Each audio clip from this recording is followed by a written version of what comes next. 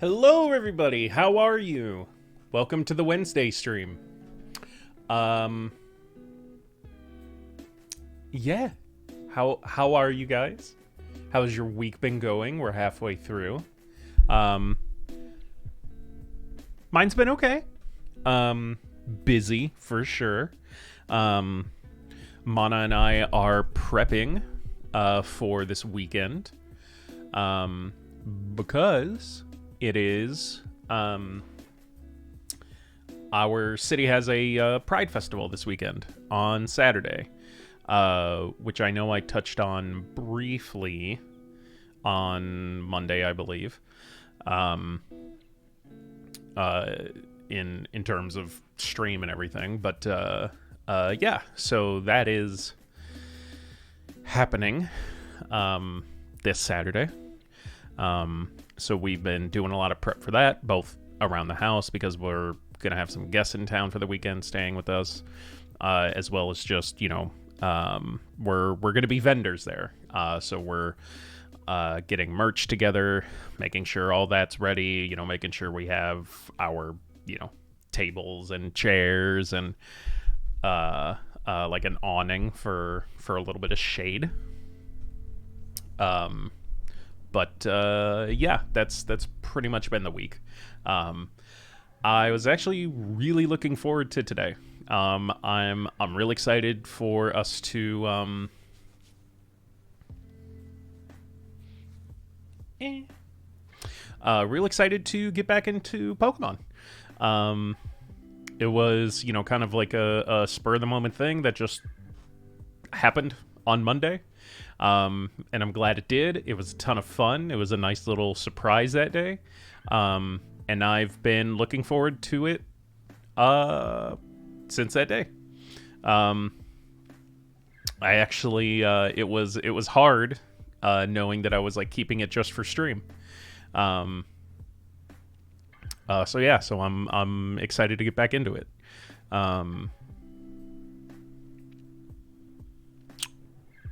Something I was going to say that kind of bounced off of that, and I cannot fucking remember what it is. Yeah, so the should probably explain this before anyone sees it and maybe worries or panics or anything. I'm fine. I just had to go to the doctor's to get some labs done today, and that was it. I actually should have done it like a month or two ago. And some of it was scheduling and just me being busy, but it also I just kept forgetting to go. They were fasting labs, so like while I didn't need an appointment, I could just walk in and do it at any time. But since they needed to be fasting labs, and I work my regular job in the mornings, and it's they have normal office hours, and I'm streaming. Like it left very little time. I still had plenty of opportunity. Don't get me wrong, like it was laziness, but I finally went and got it done. It was a pretty interesting experience because so all I knew was that I needed to get like some regular labs done, mostly to check my A1C, which for anyone who doesn't know is basically your A1C has to do with your blood sugar levels. So it's basically the important number that you have to keep track of whenever you're diabetic, like me. It's the number they use. It's what they look at to diagnose diabetes, to track, how it's going and everything. So most people have an A1C value of around 5 or less. Anything above that, usually around like 6, especially 7, they hello. Welcome back. I'm just gonna call you W's. It's easier than the rest of it. But yeah, so normal people's A1C is 5 or below. They consider you pre-diabetic. Anything like higher than a 5 or like 6, and then like 7 or above, I think is generally what they like say, like, yeah, you for sure have, you know, some type of diabetes. Whenever I got diagnosed, which was going on, I think, like 2 or so years ago, mine was like an 11. So yeah, they did that shit pretty quick. They were pretty quick to tell me, like, hey, yeah, this is a pretty clear issue, and we need to get this under control before things start like happening. But that was a couple years ago, and I haven't had blood work since then. So I have no idea what it's going to be at. I've been managing it very well. I haven't been getting as active as I should be or wish I had in the last couple of years, but more active than I have been, and my diet's been better, and I've basically completely cut out sugar, so I'm hoping it's at least decent. So we'll see that. But yeah, so all I thought I was going in for was, you know, just normal lab work, because it was a new doctor. I had to switch physicians because of work insurance and all that sort of bullshit. So all I knew was they were going to do blood work to check up on that, and I was talking to my doctor about chronic fatigue that I've had for basically as long as I can remember. So they were wanting to check my testosterone levels to see if that had anything to potentially do with it. You know, start to check on things, maybe rule things out, you know, things like that. So I only knew about those two things. And then I go in today, and it took them a little bit for them to find me in the system, which I just assumed was because I was a new patient. This was only my second time there. But they finally found it, and the woman checking me in was like, "Who hurt you? Who's angry at you?" And I was like, "Pardon me? No one that I can think of." And she was like, "You have..." So they I guess print out one sheet per like order, you know, of things they're supposed to be checking with your lab work, and they printed out 12 pages. And I was like, all I knew about was regular blood work and to check my testosterone levels. That's all I knew. And she was like, "Yeah, you have 12 pages worth of like things that we'll be checking for." And I was like, okay. So all that took a little bit.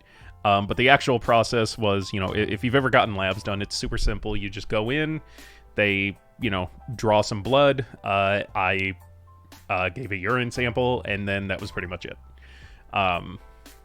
So that was today. So we will see what the results of that are like. I think I have another appointment coming up. Like, I have my actual appointment with my doctor coming up in like a week or two. I'll have to check. So yeah, that's what this is. I went in and did my labs at like 10:30, 11 o'clock this morning. I don't need to keep this thing on. This was only to like staunch the small amount of bleeding from when they, you know, pull the needle back out after they take your blood. Here's the reason why I have kept this on my arm. And I hope I get a couple more viewers today, because this is the reason why I kept this on me. Do you see this tape that's on my arm? And it's nothing special. It's just simple, like, medical tape, like gauze or whatever. But this stuff is so adhesive, because it's supposed to be. This is basically like whenever you get an IV, this is what they put on it to like keep it on there. As you can probably tell, my camera's of decent enough quality. I have very hairy arms. Taking this tape off of just regular skin hurts enough, but when you're pulling it off of hair is... I've had I've dealt with some physical pain in my life. I've never broken a bone or anything like that, but I have had gallbladder issues, and I had my gallbladder removed, so I've been post-op from a laparoscopic surgery, and I've had kidney stones, which a lot of people say is some of the worst pain that a human being can experience. Yes, I can validate that claim. It was some of the worst pain I've ever been in. Let me tell you what I consider to be even worse than all that.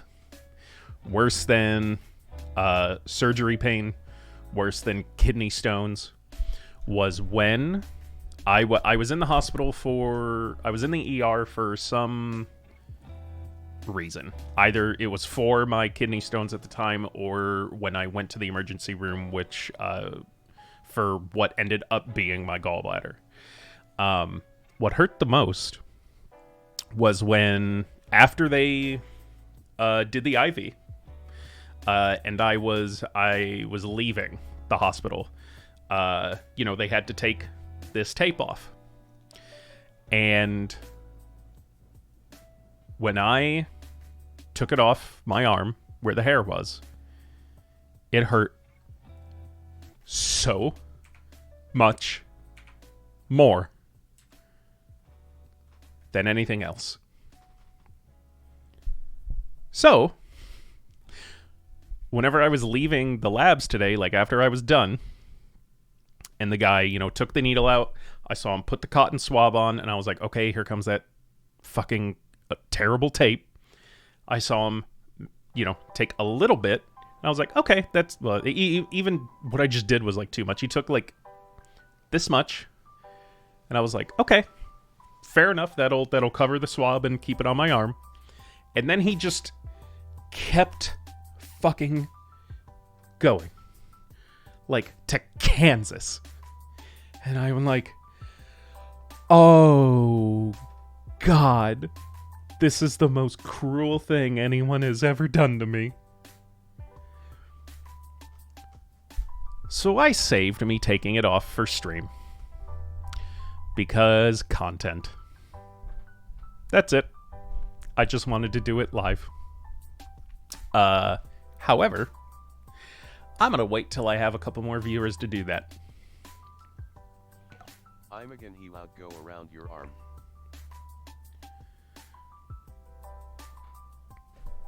I don't know. I have no idea why he thought it was this amount. I don't know why he thought this amount of tape was necessary to bind a single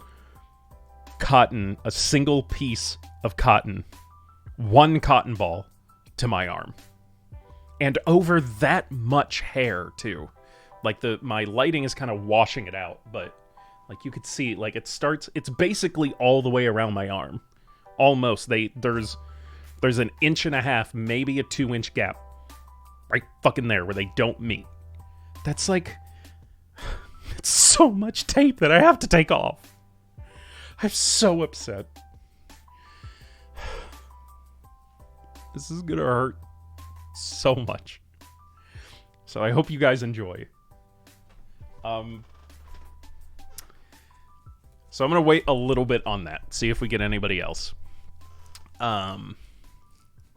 Until then, and especially since we're kind of in a Pokemon run right now, I wanted to talk about something that happened. Wouldn't a normal bandage do the same job?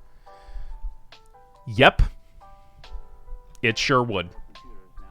I don't know why, but it just seems to be protocol here in America, at least. Like, any time I've gotten an IV or blood drawn, anything like that, this is what I normally get, is a cotton ball taped to me with gauze. Or medical tape, or whatever the fuck you want to call this shit. This is what I've always gotten. The only instance I can remember of getting just like a normal Band-Aid or bandage put on something like that was I think I got one whenever I got my COVID vaccines.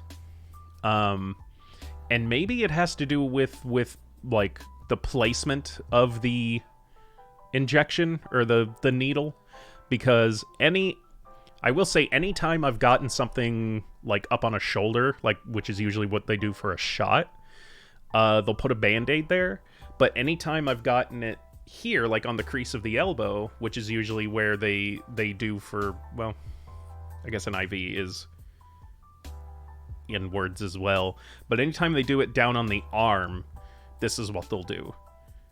And maybe it's got to do with like how much more like bending and creasing there is there, but like, again, the only thing this thing is for is to just, because like when they take the needle out, it may bleed a little, like some like drops of blood may come out, but like it's just so much. Okay. So what we're going to look at in the meantime, let's switch over to this, is, actually, hold on.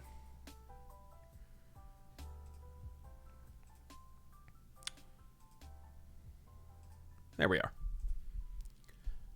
A new trailer for the new editions of Pokemon Scarlet and Violet came out today. Yeah,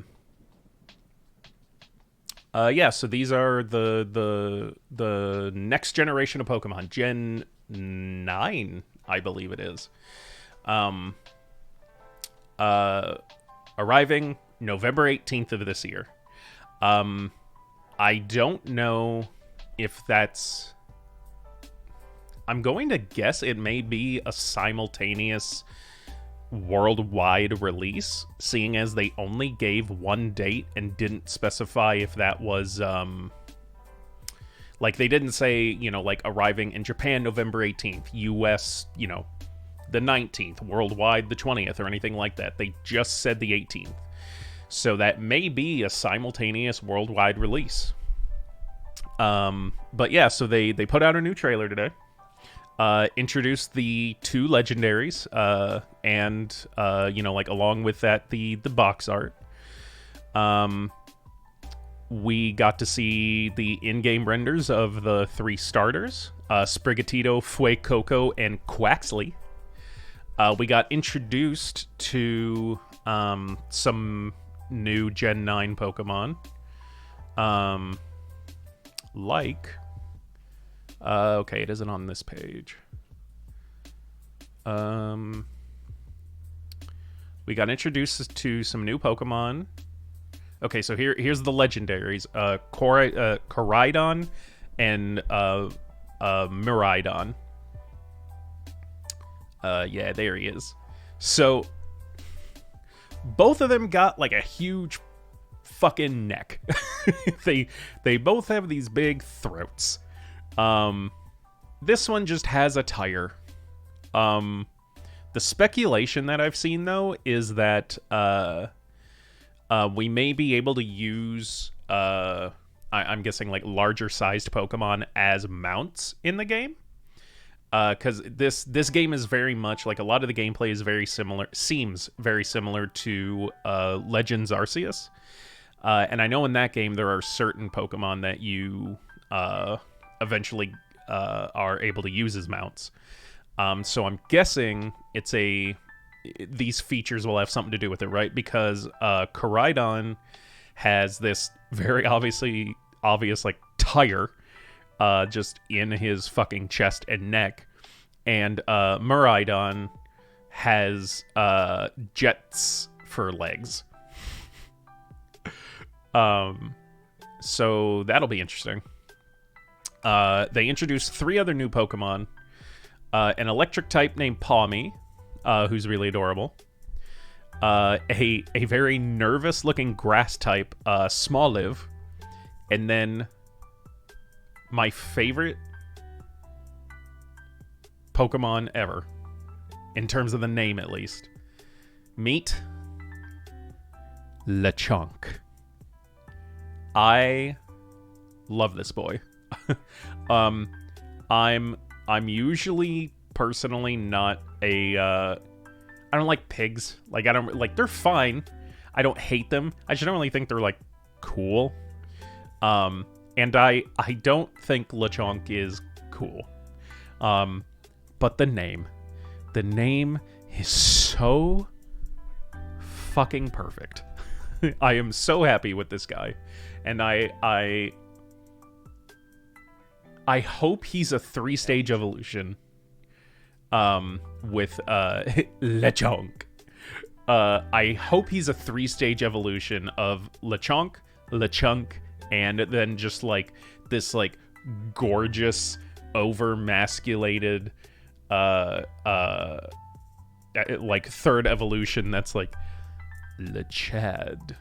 Because speaking of Chads, let's go and look at so another kind of brand new feature that they're doing for Scarlet and Violet is the professors of the game. There's a different professor depending on the version you choose. The professor for Scarlet is, what's her name? Sada, Professor Sada. And she, very clearly has a much more naturalistic, I almost want to say like tribalistic thing. She's got, like a necklace and a belt that are almost like teeth, and her clothing is seemingly like, like ripped and tattered and things like that. And then we have Professor Turo, who, like very clearly like kind of like, scientific and technology oriented. But look at that. Are you tugging both my nuts? Look at this Giga Chad of a professor. My God. You want to talk about smolder? Whew. Whew. Ladies and gentlemen, I identify as a straight male. Heterosexual through and through. But God damn if I don't have the fucking vapors. Woo! He also kind of has a chart of a weird dick. MHM how reminds me this guy of underscore.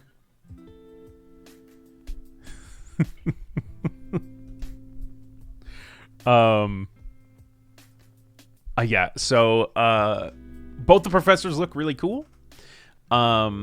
It's very clear looking at the professors as well as the legendaries again, if we go back to them, that it seems like the theme that they're going to go for, and probably will have a lot to do with the storyline and everything, is nature or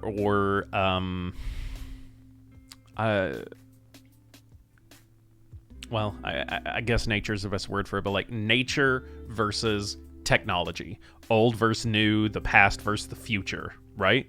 Because everything we see for Scarlet version, like everything that's exclusive to that, so the legendary Koraidon and the professor, like you look at Koraidon and he has, this like headdress kind of thing, markings that almost look like tribalistic markings or tattoos. The colors and everything are all very naturalistic, tribal, things like that. And then you look at Miraidon, and like it looks built, like it's made of technology. It looks like it's made of metal. It has, like the electricity coming off of it. Again, its mode of transportation are jets, like engines for legs. Its eyes are like digital displays. They're very pixelated. So one looks like a dinosaur, the other one like a eel, in my opinion. Yeah, I can definitely see that. I think they're both based off of there are these lizards, like these little salamander-like lizards that we have, again, like at least here in America, that they really remind me of, and I'll look them up, but like the pose and everything that Koraidon has reminds me of these things, because what they'll do when they run, like they'll suddenly start sprinting, but they do so on their hind legs. Like, so this lizard that is normally, you know, like four-legged on the ground, when it runs, it'll pick up its whole body and just kind of run on its back legs. And Koraidon really reminds me of one of these things. Let me... I gotta be able to find it. I know what lizard you mean, I think. Yeah, because they're real, they're goofy, but...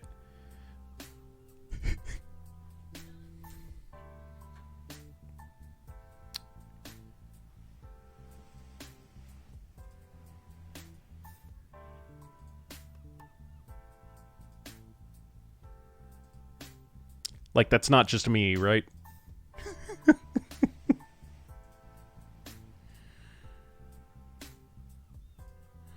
Like, there's a similarity there. So the one I am thinking of does have the frill, like the neck frills, and Koraidon doesn't specifically have those, but he does have, like, you know, the like, again, like almost headdress like thing on his head, you know, the kind of feathers coming off of like the base of the tail. So, you know, who knows? Maybe some of those will like flare up whenever he, you know, like yells or does an attack or something. But yeah, so they're clearly like lizards. I don't know if we've gotten their typing yet. Koraidon is a legendary Pokemon you can meet in Pokemon Scarlet, and Miraidon is a legendary Pokemon you can meet in Pokemon Scarlet. These two Pokemon are said to have powers that far surpass those of other Pokemon. They're legendary. But details about Koraidon and Miraidon are still shrouded in mystery. So we'll see if we get any more information out of them before the release, or whether it will just be, you know, any lore about them, types, moves, level, all that kind of stuff. We'll just, you know, you'll just have to discover within the game. We'll see. You know, this was only the second trailer. You know, we still have until November, you know, another 6 months. 5 months. 5.5, because it's coming out the 18th. So we still have another 5.5 months before before the game's release. So that's plenty of time for them to pump out more info. Not a electro type, I'm sure XD. Right? Yeah. Clearly, no way he's an electric type. But so here's the, like, there's so many different. You can look at these and, like, who fucking knows what sort of typing they could have. Like, especially, like, Koraidon, no idea. Now, the other thing, too, is, like, so they're clearly both very, you know, lizard-like in appearance, but not very... I don't know if they'll be dragon or not, right? They usually do, like, dragon-type Pokemon usually are the more powerful ones. A lot of legendaries are dragon types. So obviously I could see them using the dragon typing for both of these. But it could also, you know, they could go another direction. Dragon/fire or rock, don't know why. I could, I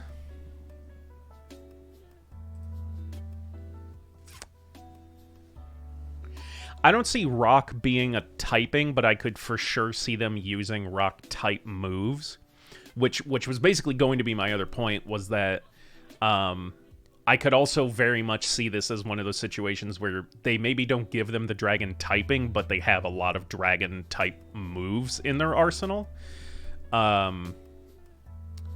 So Koraidon, I'm going to get to second because I have better guesses for Miraidon. Electric is obvious. And because of its physicality, I could see Steel being a typing. This could be an electric Steel typing, which is interesting. I could also see, either of them, you could throw Dragon typing in there. I could also see them, like, maybe going Dark. A Dark typing for really either of these. Because you also got to think about the region, right? I forget what this region's based off of. Because every Pokemon region is based off a real life place. Sword and Shield were based off Britain, or the UK as a whole. I can never remember whether the entirety of the island is Britain or like how that goes about. Legitimately, excuse my dumb American. Let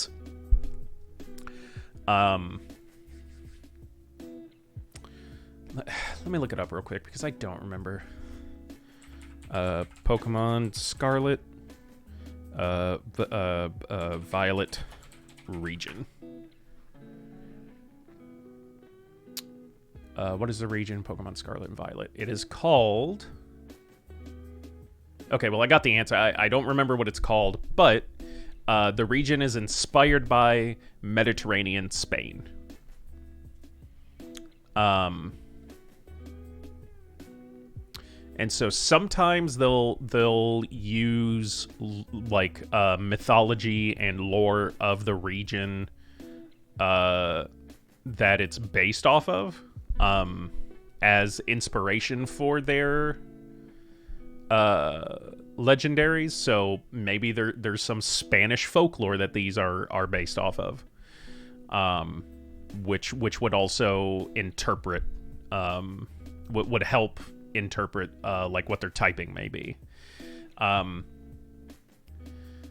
you also got to think about like Pokemon as a whole and how they usually design things. So I do agree with you on the fire typing for Koraidon, the red one. I could very easily see fire. I could see fighting, too. The only reason the reason I hesitate on fighting is because fighting isn't really a great type. When you look at it across the board.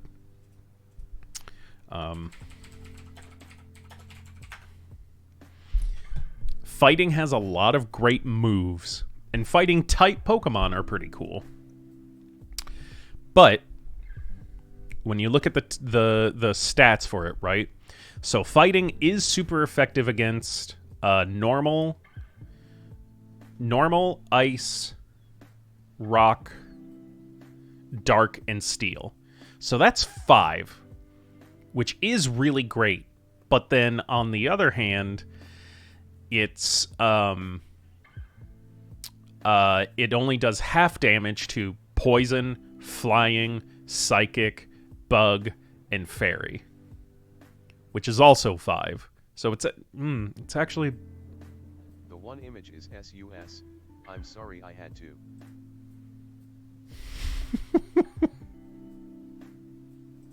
It's okay. It's okay. I forgive you. But fighting is also... So Ghost is completely immune to fighting, which, again, makes sense. You can't punch a ghost.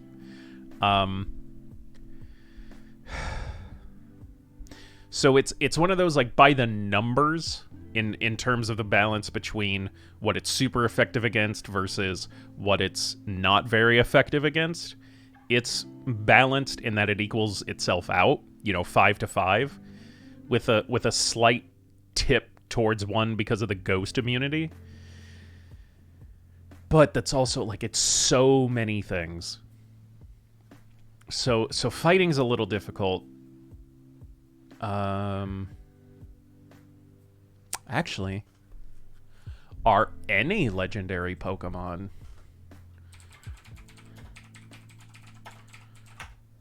Let's see if any legendary Pokemon are fighting. Are fighting types. Okay, so these are also including pseudo-legendaries and mythics. Also dubs, since at least for the moment you're the only one talking. I have no idea if you know anything about Pokemon. I don't know if anything I'm saying means anything to you. If it doesn't, that's fine. I can explain if you want. I could also just keep going if not as well. Okay, so there's a trio that has fighting, but like I don't really count that. Know the basics. Okay. See, bug. Yeah, like, so this... Oh, okay. I forgot Sword and Shield introduced...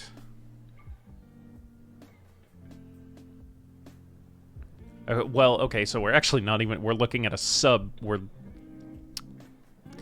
These are sub-legendary Pokemon, which are basically, the ones that are rare maybe only have, one of them per game, but they're still not necessarily... legendary. These are a lot of the mythic Pokemon and pseudo legendaries. And even then, within those, we only have 3. It's a trio right here of Cobalion, Terrakion, and Virizion that have a secondary type of fighting. And then Kubfu and Urshifu that were introduced in Sword and Shield. So looking at the actual legendaries,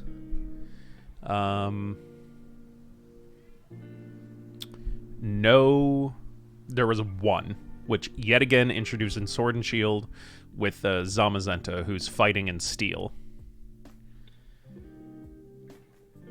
But how good is the coverage on that? If you're ever playing a Pokemon game, by the way, and need quick, instant assistance on, like, type advantages and things like that, go to pkmn.help. This dude made a website that's a Pokemon type calculator, and I use this so much. It is so useful because you can look at offensive, defensive, the entirety of the Pokedex is there, as well as more, information. And he also put the entire source code for this website on GitHub as open source. So it's astounding. Okay, so what it was fighting. Fighting. Where's Steel? There it is. So fighting and Steel deals double damage to 6 types, one of which is normal, which again is really... Fighting is the only type that has an advantage over normal. Everything else is just, well, normal.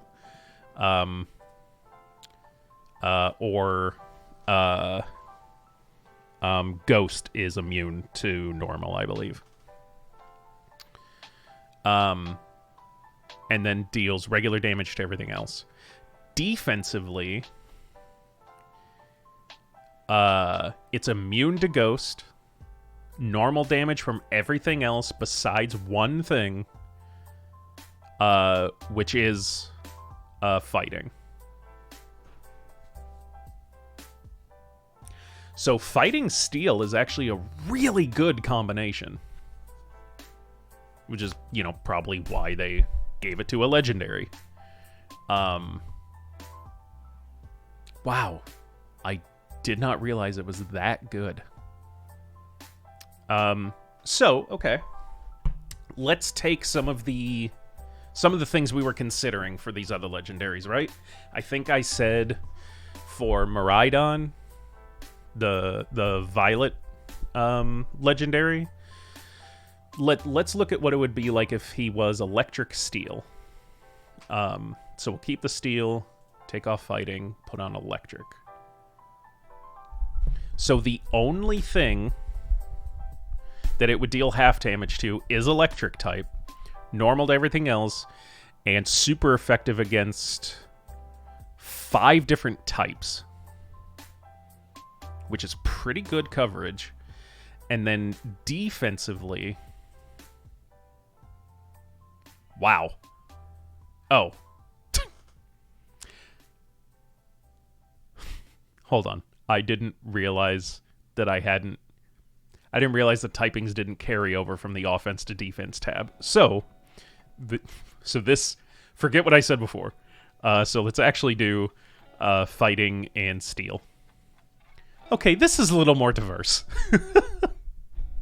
So Fighting and Steel, as we said before, so for Zamazenta, immune to poison, takes a 4th damage from Rock and Bug, resistant to normal Steel, Grass, Ice, Dragon, and Dark, and takes double damage from Fighting, Ground, and Fire, which normally in games aren't super widespread. Kind of. I don't know. It's definitely well balanced, right? Like it's kind of all over the place. So going back to offensive, this was Steel and Electric, which is pretty good. Now if we go back to the defense, keeping Steel, but let's go to Electric. Ugh. So a ground Pokemon would just fuck him up. So looking at this incredible creature, a Sandshrew would fuck his day up. If we were going Electric Steel, right? Takes 2 times from Fighting and Fire, but is resistant to 1, 2, 3, 4, 8. So 9 types. 4th damage from 2 types and immune to poison.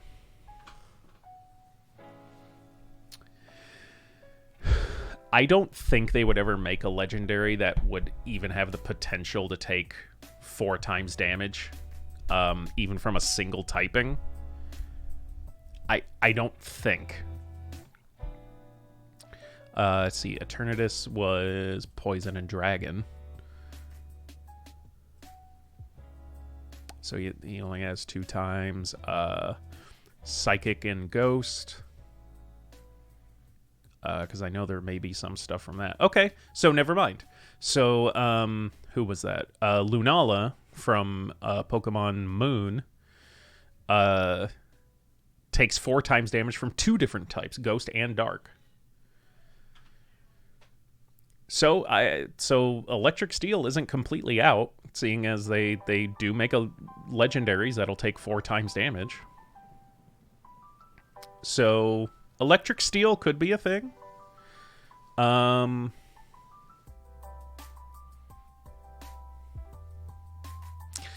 What if they went Electric Dragon?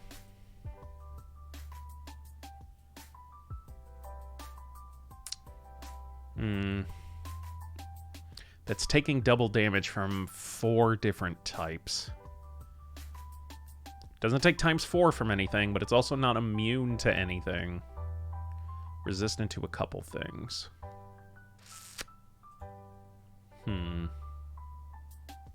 Trying to think of some maybe weird combinations. I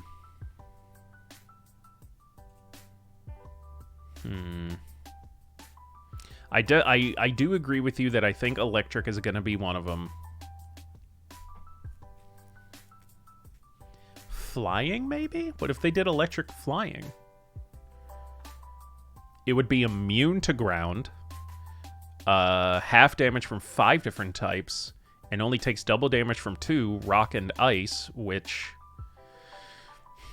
Ice is not known as a great typing. But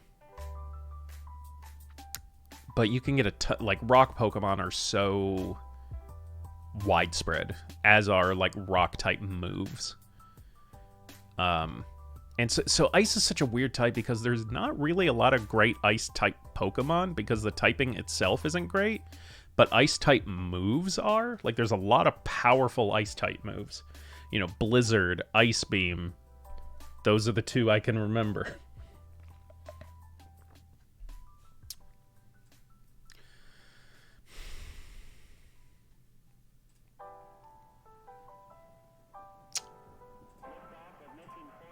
I don't know, what else can we throw in there? Again, a lot of dragon types for legendaries.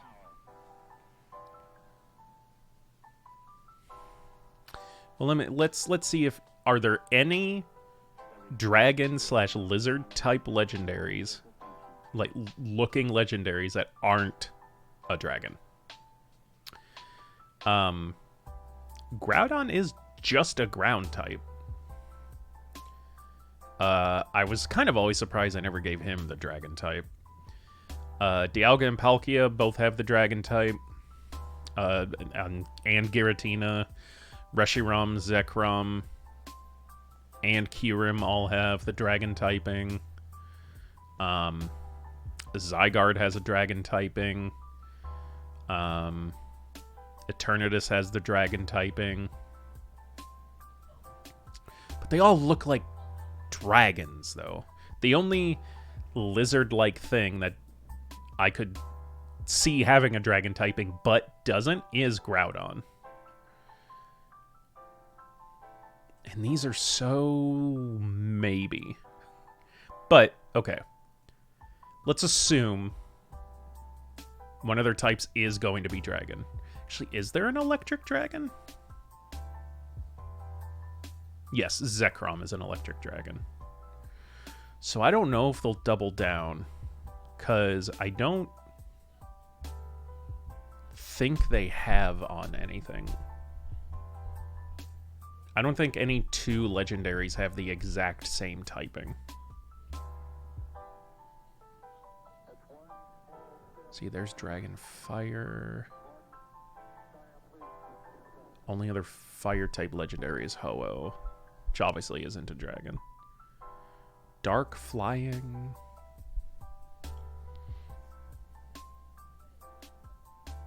I don't think they're going to give him the flying type. Because they're clearly, like, even with, like, the... Out of curiosity, what about electric / water?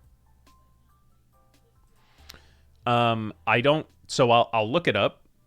I don't think they will be. But... an electric water type is pretty decent in terms of defensive coverage. Because you're only taking two times damage from ground and grass, which comes from the water typing. A lot of other things balance themselves out, and then you're resistant to 4 different types, which are very widespread types, and you take a quarter damage from steel. So it's actually electric water is a pretty decent typing. Offensively, let's see, electric you're gonna deal 2 times. You're gonna be super effective to flying, ground, rock, fire, and water. And only dealing half damage to grass and dragon. Which I think would be a pretty decent balance, seeing as grass needs a lot of help.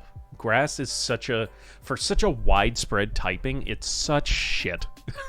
Which sucks because, like, grass is a very cool type of Pokemon, but it just gets the shaft. Because, like, if we...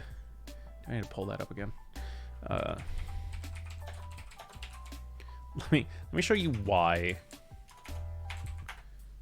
grass type sucks.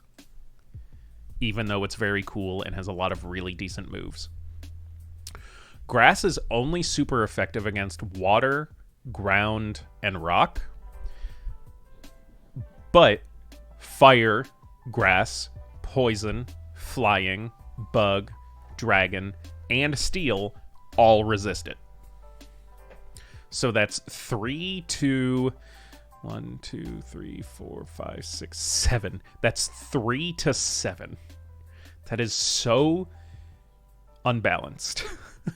But again, grass does have some of the best moves. Mega and Giga Drain, Solar Beam, Leech Seeds and Vine Whips, Magic Leaf, a lot of other like setup moves. I think most of the powders, like Sleep Powder, Paralysis Powder, stuff like that, are all considered grass type moves. So like it's got a lot of good moves, but just not a lot of good coverage.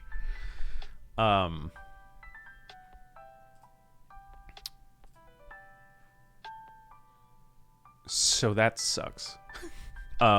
So having a legendary that wouldn't be great against a grass type would help buff the grass typing, right? Like if you knew that you were going up against, this legendary and you were looking for what to do, how good defensively would a grass dragon type be?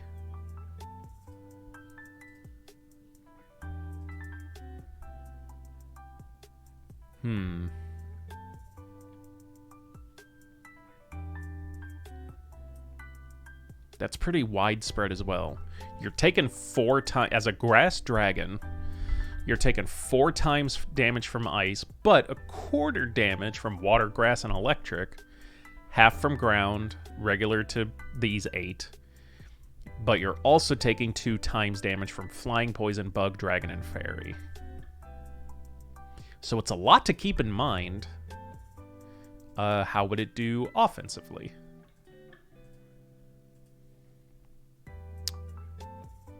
Okay. You're only going to be super effective against well, actually, so you're it actually is pretty decent because you're super effective against 4 types, and only 1 type resists you, which is Steel type, which are usually pretty niche in a lot of Pokemon games. You're not going to get a ton of Steel types. So Grass Dragon actually wouldn't be too bad of a typing. Not that I think either of these are going to be Grass Dragon. For sure not Miraidon. Possibly Koraidon. But it doesn't scream grass type to me.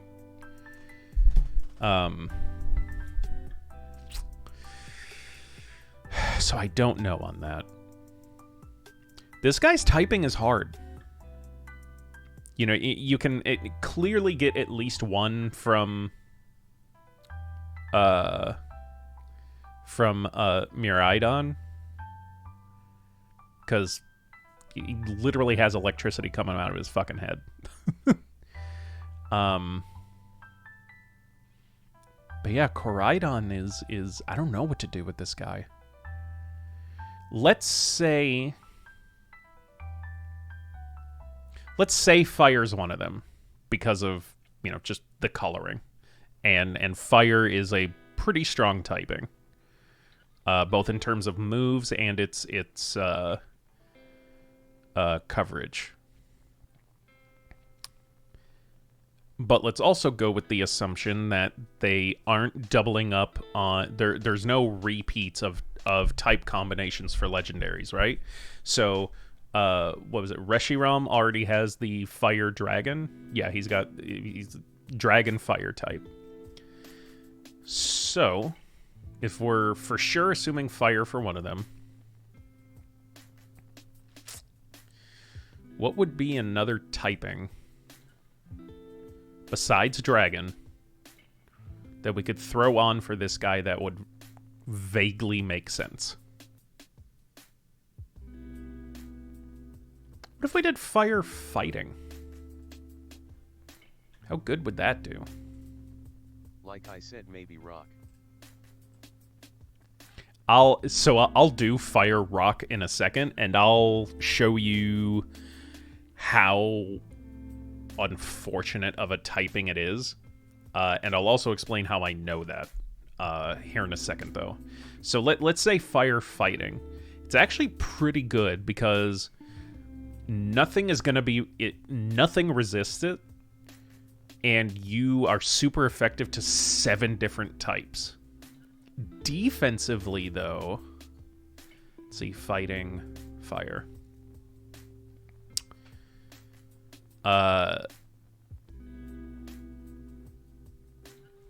You're going to take double damage from flying, ground, water, and psychic.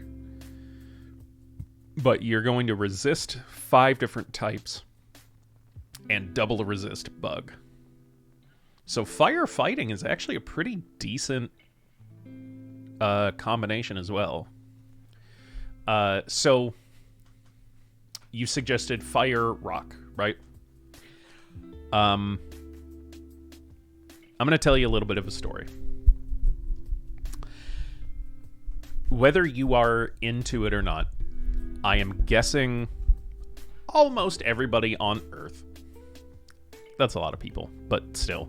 I'm guessing a lot of people are aware of what Dungeons and Dragons is. The tabletop role-playing game. D&D is currently in its 5th edition.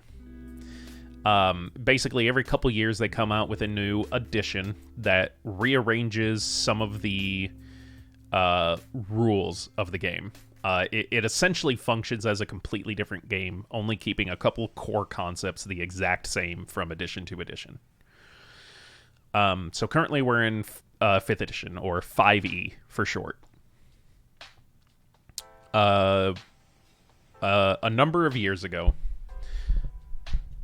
some insane individual decided to make a D&D 5e compatible version of Pokemon. He basically took every single Pokemon that existed at the time that he made it, and since then updating it. He gave every Pokemon stats to use for a 5th edition game, and a whole rulebook as to how to run it. Gave a whole rule set on every single move that existed, items, like the whole works. He made Pokemon 5e. Not completely alone, obviously. That's a monumental task. But him and a small team. About a year or so ago, but probably 2 years ago at this point, I was looking for... I've been playing D&D since 2011, about 11 years now. And so I was looking for something new to do. I was into Pokemon at the time, and I, was running D&D at the time, and I was like, hey, I want to do both. Like, I'm kind of done with the Pokemon video game that I was playing at the time, which was Sword or Shield. I think it would be really cool to run a D&D tabletop game. Obviously, an official one does not exist, so I began looking for unofficial ones. I found another one, but it was way too complicated, so I found that someone had made Pokemon for 5th edition. I am not the type of person to... How do I say this? Whenever I get into anything creatively that has the potential for customization, 9 times out of 10, I take the route of customization. Usually to an extreme. And what I mean by that is... Well, I'll just say so basically when I found that there was a Pokemon game someone had made for a game that I could run, instead of doing the simpler and easier thing of just using what was already provided to run a game, based in a region that, like, the game that had already been in a game, so it's already established. The characters there, the Pokemon there, the map is already there and all that sort of stuff. I did what I usually do, and I looked at everything. I said, I'm going to run this I'm going to make up my own region and Pokemon. So that's what I spent almost a year doing by myself, was coming up with my own Pokemon, my own region, my own NPCs, my own map, my own legendaries, my own lore, everything. As if it were like the next Pokemon region in a new game.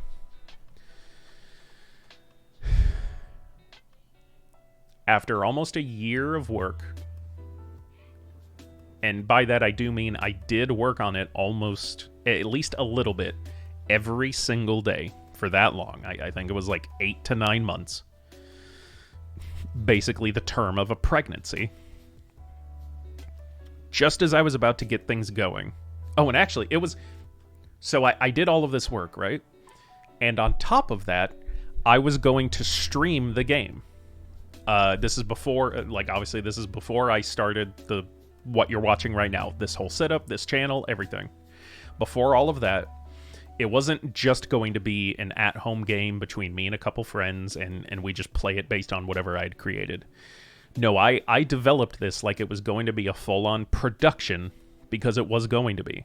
I was going to stream this to the world, and, you know, I was just going to see what was going to happen. So I also started to come up with, you know, I designed and created stream elements to use on the stream.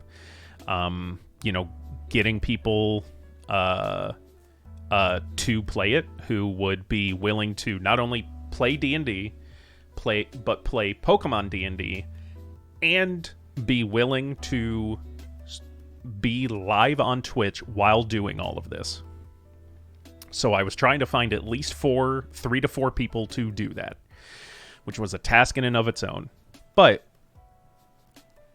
all of that stuff, creating a region and everything involved in doing that, creating new Pokemon, getting a group together who were willing to do all of those things, getting all of the elements together, which also, I made a Twitter, I made a Patreon, I made a Twitch channel, everything. About a week or two before everything was set to launch, the guy who created Pokemon 5th Edition posted to the subreddit for it, and basically said, "Hey guys, sad news. I have now gotten a cease and desist order from both Nintendo and Wizards of the Coast."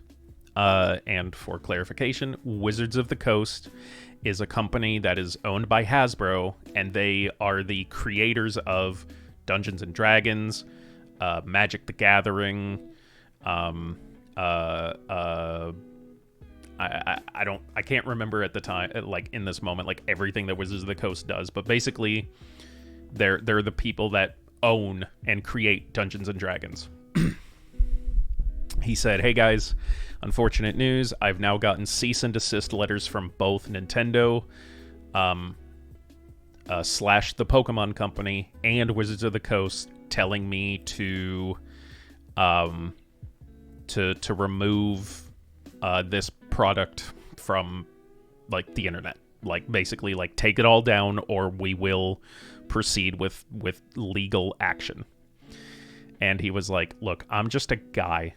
Like, even if I were like semi-successful, which I will say he is, because he was a he runs a very prominent D&D podcast. I found out later. And you know, he was like, I can't fight this. And he shouldn't either, because again, to be fair, he's taking 2 major copyrighted, trademarked products and just shoving them together, right? So he's like, I don't have a leg to stand on. I'm not trying to anger anybody. So I'm going to comply.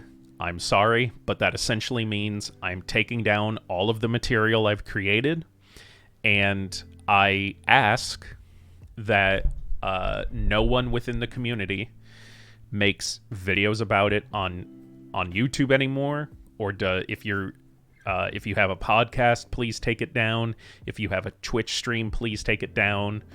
Obviously I can't stop you from playing the game in your own home with your own friends, but you cannot create media about it anymore.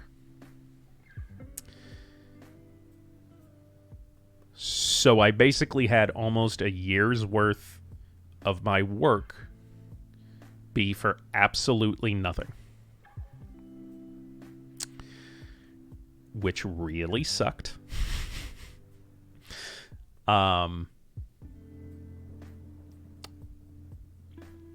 So that I had to explain all of that to explain the point I was getting at, which was you asked about fire and rock as a typing. The region that I created, which was called Artura, was based off of New Zealand. As best as a person who isn't from there could do, right? I looked at their lore and the map and all that sort of stuff and kind of, built things around that. And since it is New Zealand is an island nation, I went with a very tribalistic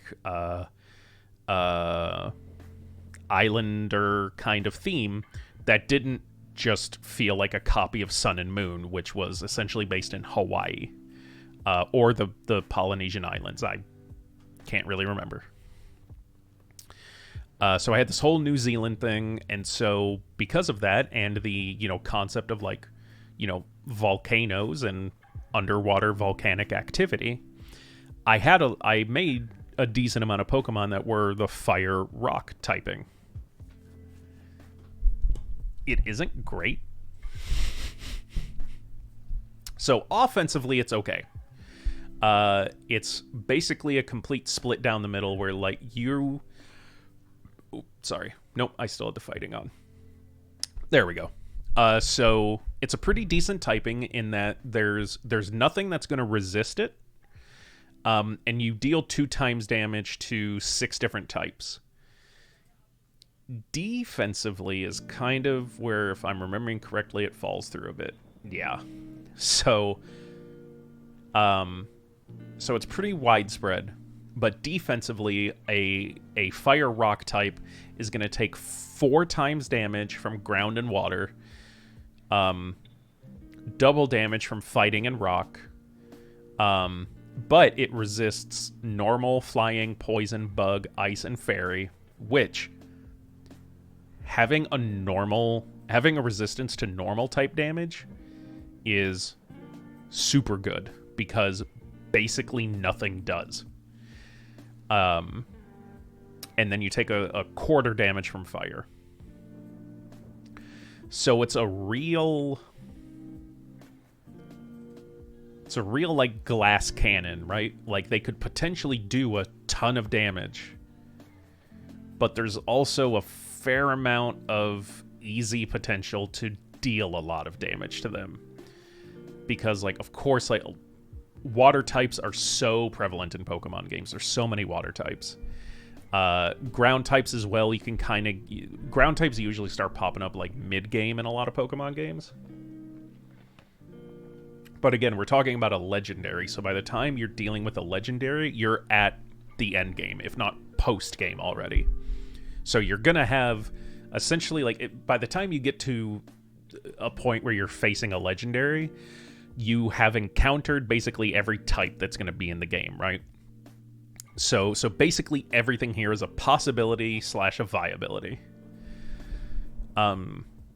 So it's going to be easy to have a ground and water, or at the very least, ground and water type moves. And of course the same with fighting and rock. There's very little that you kind of don't have to worry about. But it's a decent typing combination with rock and fire. You gotta worry about a lot. So it is okay. Very long story short, and I apologize for going on that rant. If I had to sum up the last, what I'm guessing is like 20 minutes that I've been talking, a fire rock type is okay. Did that answer your question?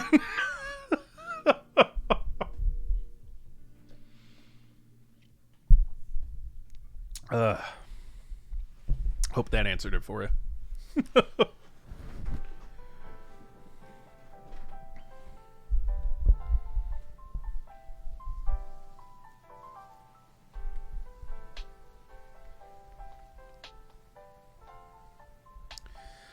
All right. You know what I'm gonna switch to right now?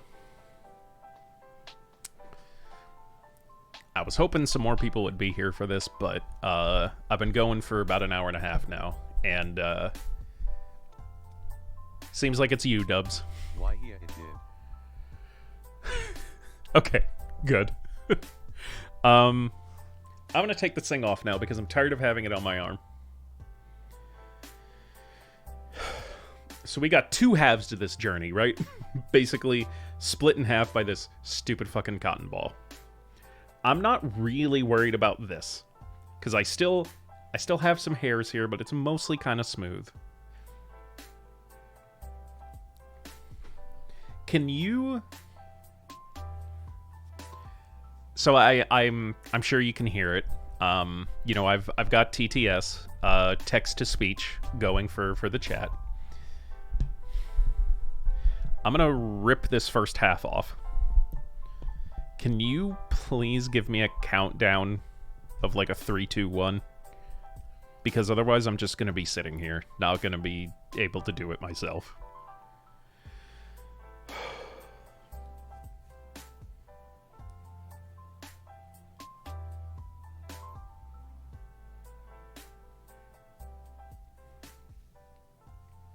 I hate this.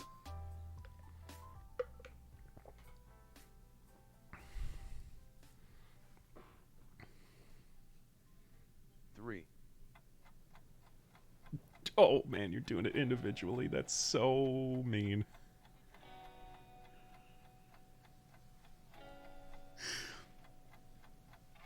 You are so fucking mean. I hope this is some sort of lag and you're not doing this to me. 2. Okay. Alright. Also, I'm gonna take 1 as my go, so the next message you send, I'm gonna do it. There's gonna be a brief pause after I hear a 1, and then I'm gonna do it. 1. Ah! Go.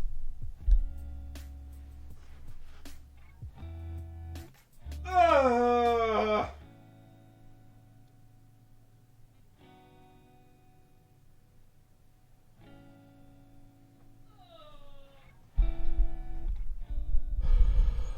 Okay.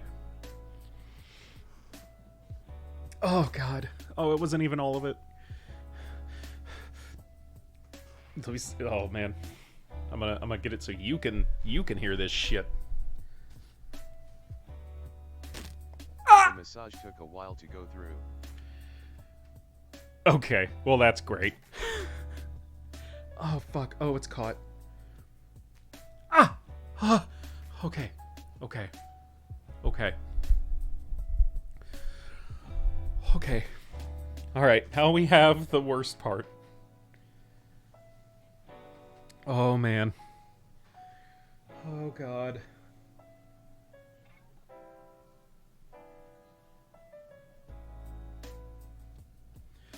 I'm gonna need a minute. Okay, alright, it's just a band-aid. It's just a little bit of adhesive. It's fine. There's nothing. It's okay. It's not. This isn't anything. This isn't life or death or anything, right? It's a little bit of tape.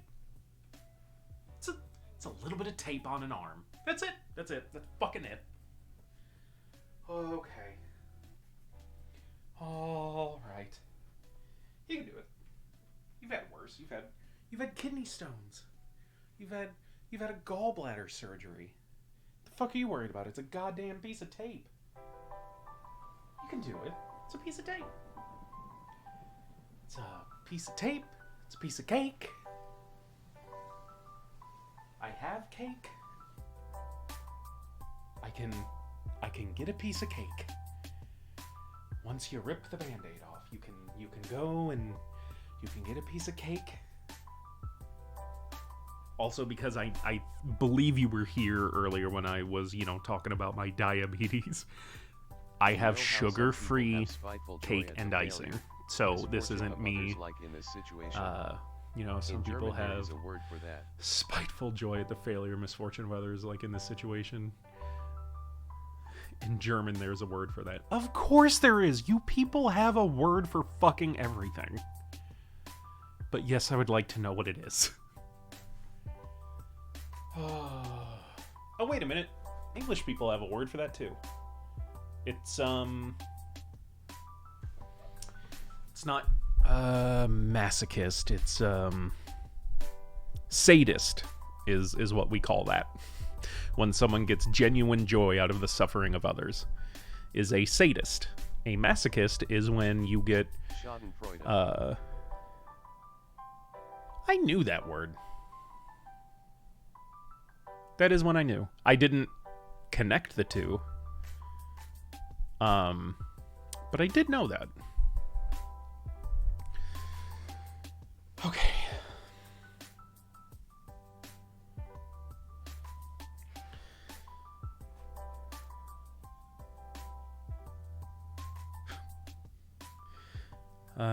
Okay.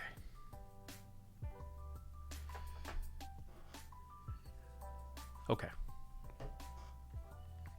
Oh my god. Ooh, did not notice that. Alright, how about we get these fucking things back on? Okay. I think it might be used in English too, like doppelganger. Yeah. Yeah, so like I said, like a lot of people know it's more widespread of people just using the more clinical terms, like I said, like sadist or like masochist, but yes, it is a like I said, I'm familiar with it. It's a concept that's been used before. Just a moment. I have a friend messaging me. Hey, if you're free and would like to see me in unbelievable pain, hop on my Twitch channel. I'm about to tear a Band-Aid off my incredibly hairy arm. Please. I need some... I just realized I could just write my name in the chat and you would hear how it sounds. I would hear how it would sound from a Microsoft Sam point of view, but yes. I didn't have my headphones on when you sent the other word, so I don't know how well it pronounced it, but if you're feeling confident enough, then sure, go ahead.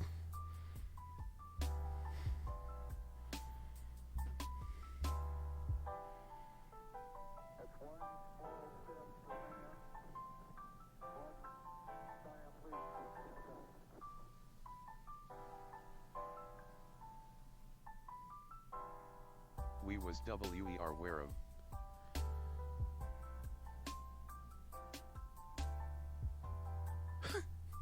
Well, I don't think it got it well. You know what I'm gonna do? What I'll do for you since you're here with me. Let's very quick forget about this Pokemon shit.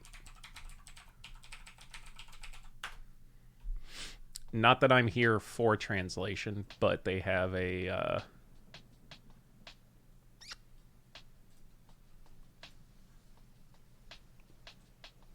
oh, right, you have no idea what I'm talking about because I haven't switched over to it yet.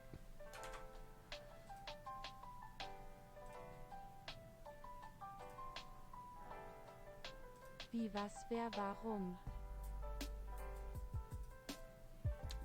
Was that anywhere near correct?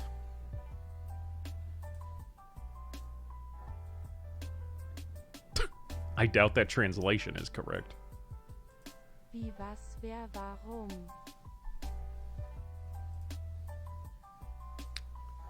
How's that for you?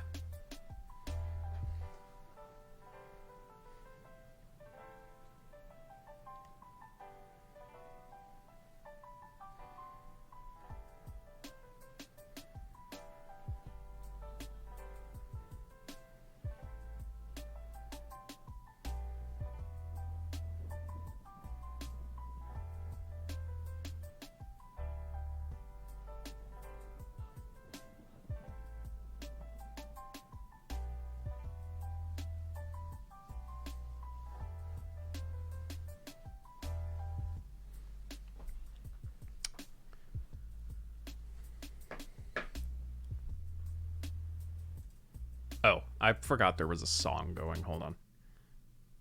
Maybe this will help you hear it a little better. Wie, was, wer, warum? Wie, was, wer, warum?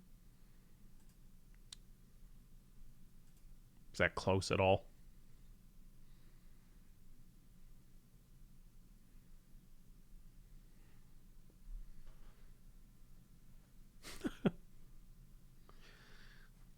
Wie, was, wer, warum? The sound was good, the translation not so much. We equals how the rest is correct.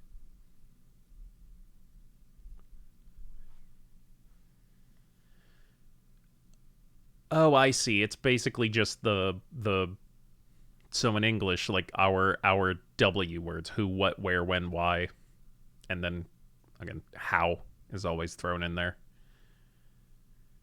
Wie, was, wer, warum?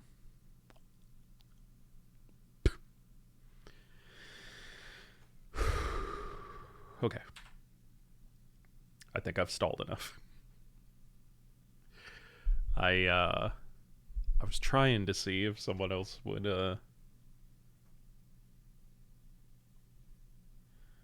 Okay. Okay. Well, if they missed it on stream, they can watch the VOD on the YouTube channel, which will be up by 10 o'clock Central Time tomorrow. Link for that's in the channel. Yes. Okay. Neat.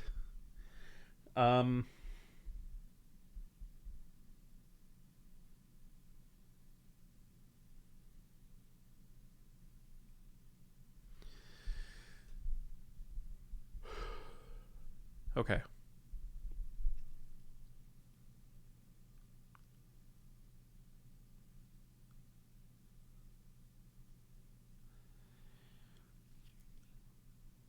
May I please get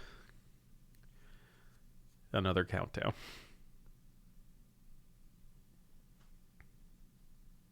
Oh my god, this is gonna hurt so fucking much. There wasn't even any blood. This is all for nothing. 3. Oh god, I'm so afraid. 2. No, no, no, count slower. 1.5. Oh, you're a dick. 1. 0. Oh my god, I'm so scared.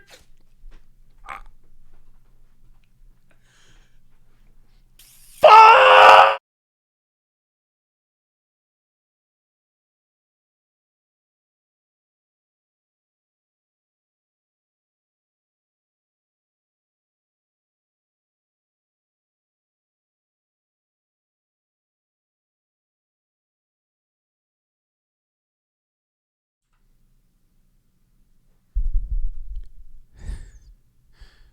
It didn't come completely off.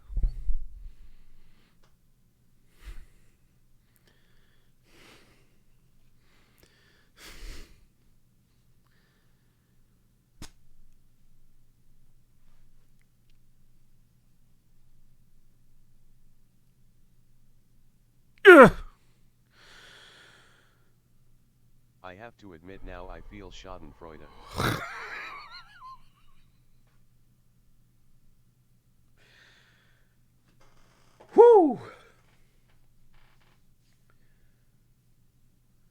Oh man.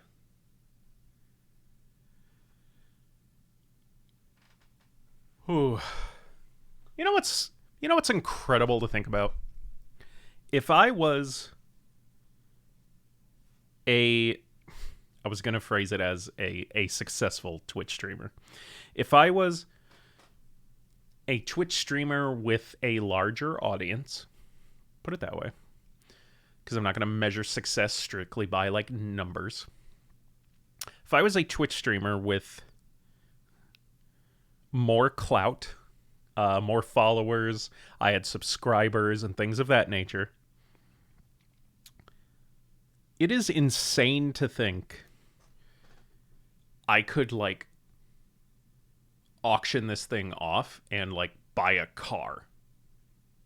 Like there are people, there are human beings on this platform who could have something like this, a piece of medical tape and a cotton ball that just happened to be attached to their arm, that people would pay hundreds, if not thousands, if not tens of thousands of dollars for. Just depending on who you are.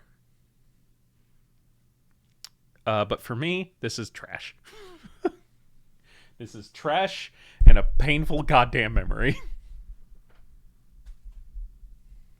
And now it's really trash because it's in my trash. Oh, lordy. Well, there was that.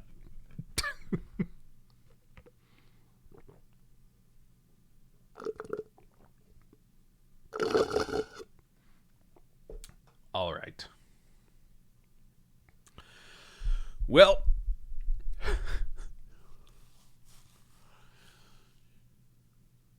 I'm gonna take a short break. Seriously, just like a minute or two, to mentally come back down from that. I also gotta go feed the pets real quick.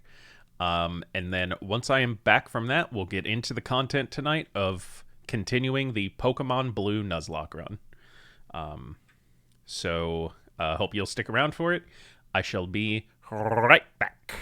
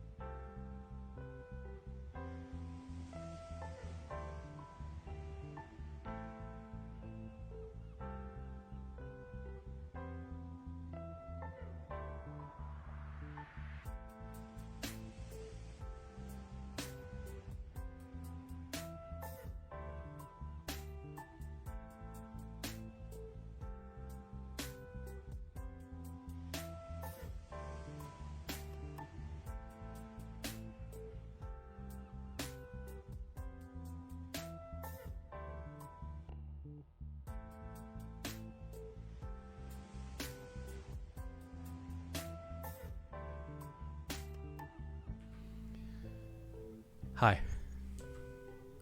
All right, we are back. We are back. And we are going to continue our stream of our Pokemon Blue Nuzlocke. If you are unfamiliar with the Nuzlocke format, or even if you are, just a general rundown of what I'm going with. This is a very bread and butter Nuzlocke. No, definitely nothing hardcore or anything like that.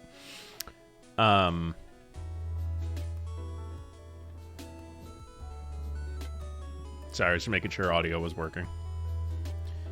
Oh, do I have a fucking...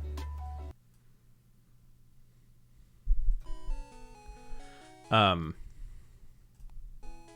my god, I can't do anything correct. Oh my god, oh my god. There we go.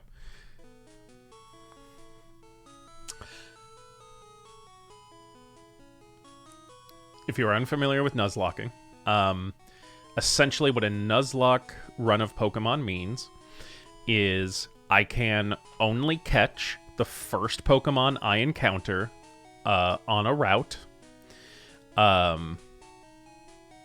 And if a Pokemon faints, if it's knocked out, it is considered dead, and I cannot use it for the rest of the run. Either it has to be just stored in a box or released. I can never use it again. If, while in a battle, you run out of Pokemon and white out, the run is over. And you either quit after that or have to reset and start a new run.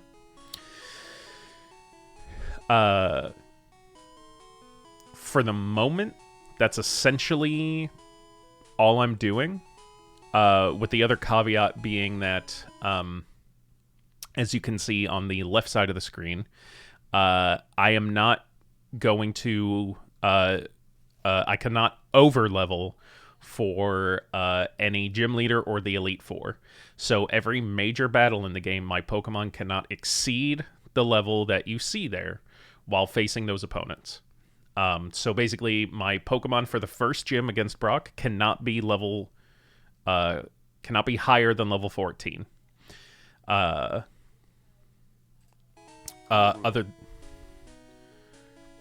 Thanks, buddy. Other than that, I'm not doing any hardcore rules, so like I can still use healing items. But this is Gen 1, so I also don't have anything like held items or berries.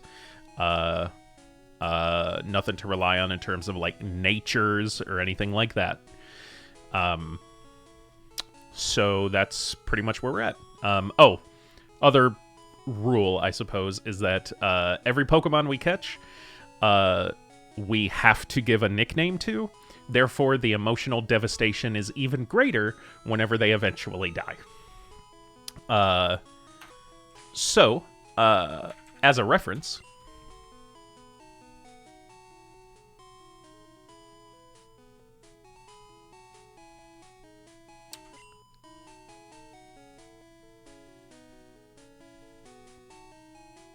Uh-oh. I'm only here for a few minutes, but I'll keep the stream open and may pop in when I can. I appreciate that, buddy. All your nicknames are gone. Yeah, this isn't the correct file.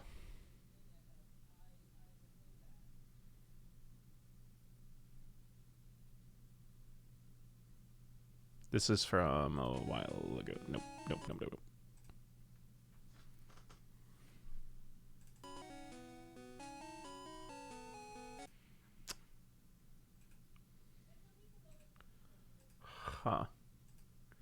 Huh. Give me just a second, guys.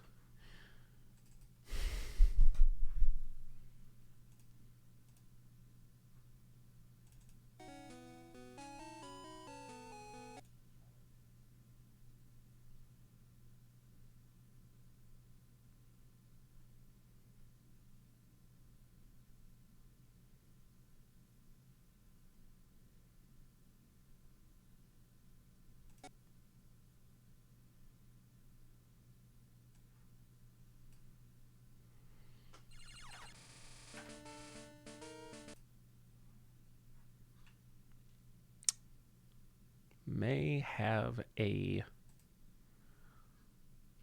problem.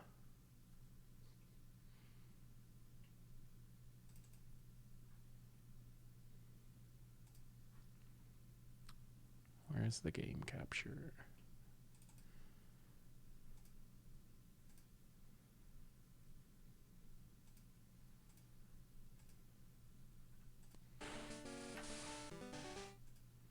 Okay, why are you not showing up on here then? Okay, there we go.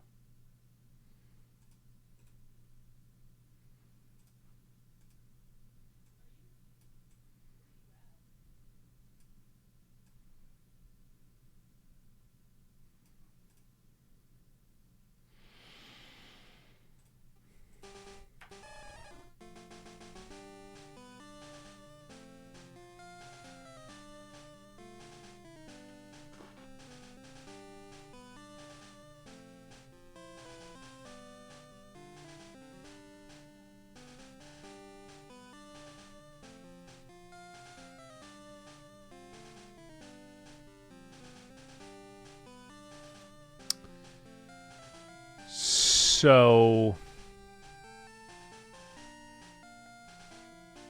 it seems like we lost everything I did the other day.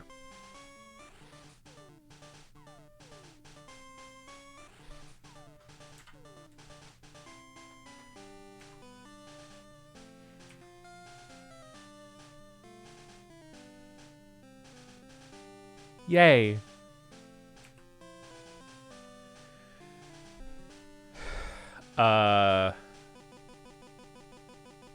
Huh.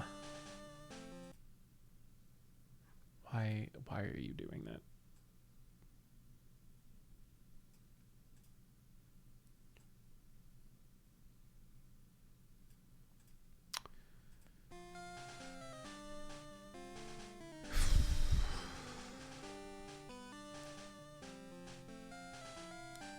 Well,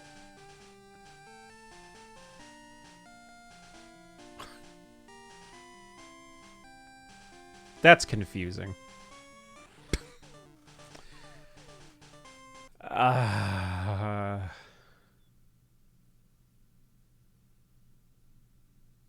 That's that sucks. Thankfully, we weren't really super far, but it was for fuck's sake. All right, well.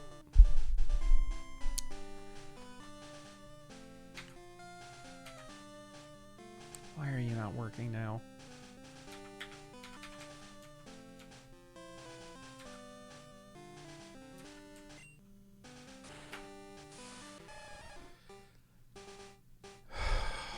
Okay, well, I'm not going to... So you could see up in the top left corner that we have an attempt counter.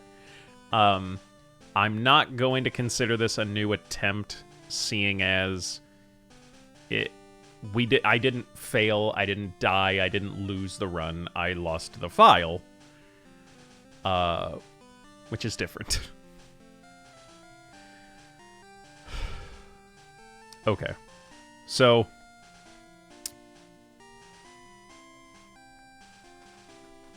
let's start a new game, shall we?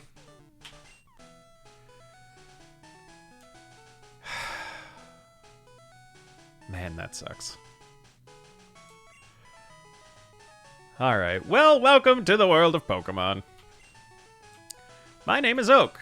It stands for Oh Ass Crap. People call me the Pokemon Professor. What the fuck is this thing? Get out of my office. This world is inhabited by creatures called... Forward on your emulator? Yes. Yeah, and believe me, I will be.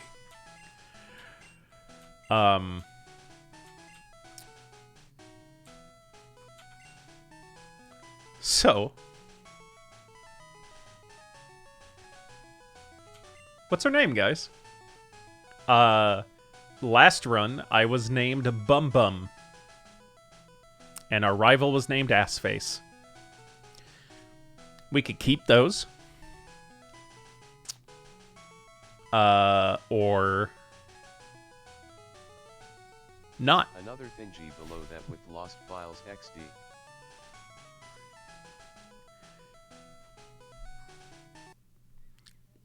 I hate how correct you are.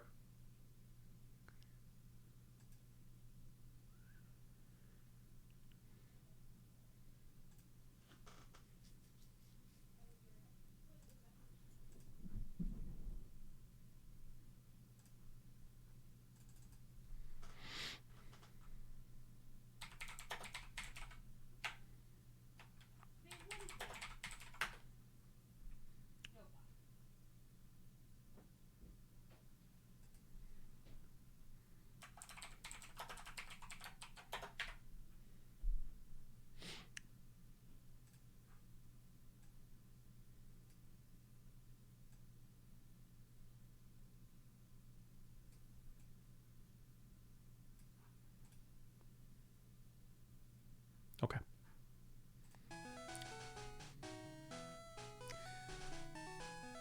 All right, so what's our name? What are we who's going to be the So this is technically attempt 2, right? No, I just said I'm not considering it a new attempt because I did not lose, I did not fail. I did not my Pokemon didn't die and I lost the run. So I'm not considering this a new attempt.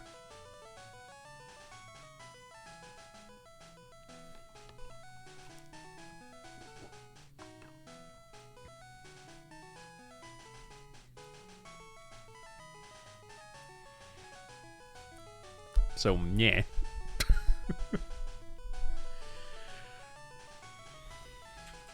We could go with Bum Bum again.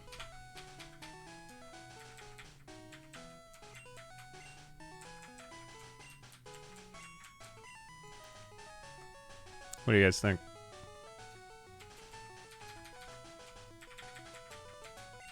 Capitalize the second B. Yeah. Way ahead of you. You guys good with Bum Bum?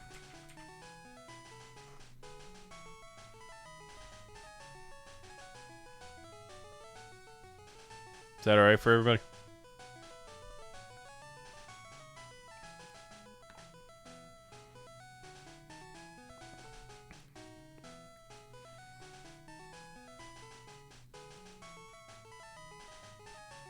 I like it. It's I'm fine with it. Since this isn't a new attempt, you should keep the names the same. Okay, that's fair. Right, so your name is Bum Bum. This is my grandson. He's an ass face. What was his name again? Sure.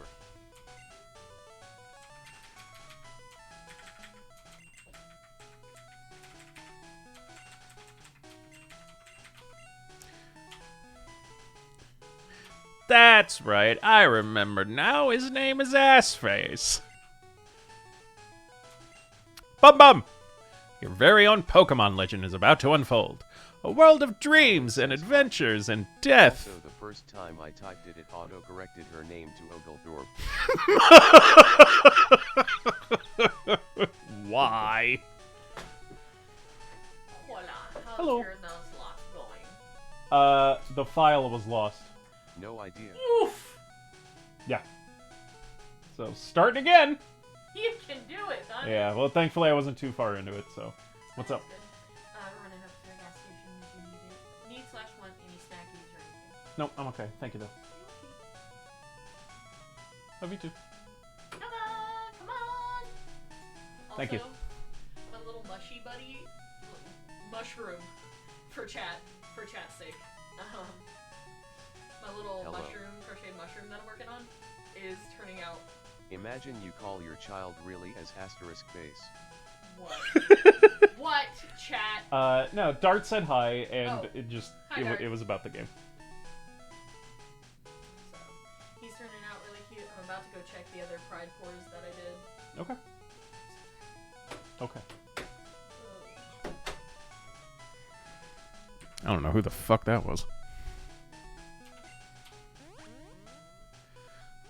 Oh, God! God, I'm reducing!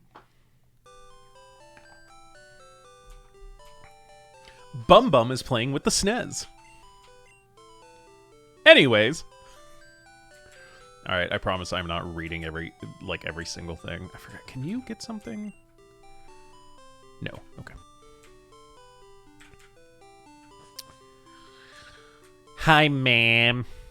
I get to hop off, but I'll have the stream going on my laptop. Sounds good, bud. Thanks for dropping by.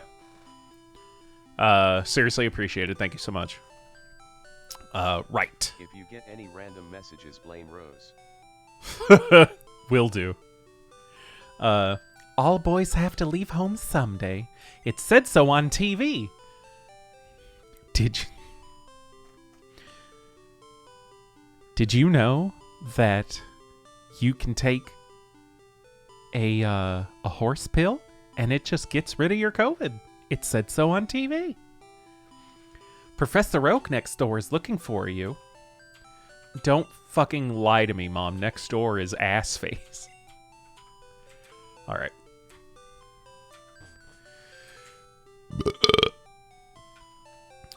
Okay. We are gonna speed through this a little bit.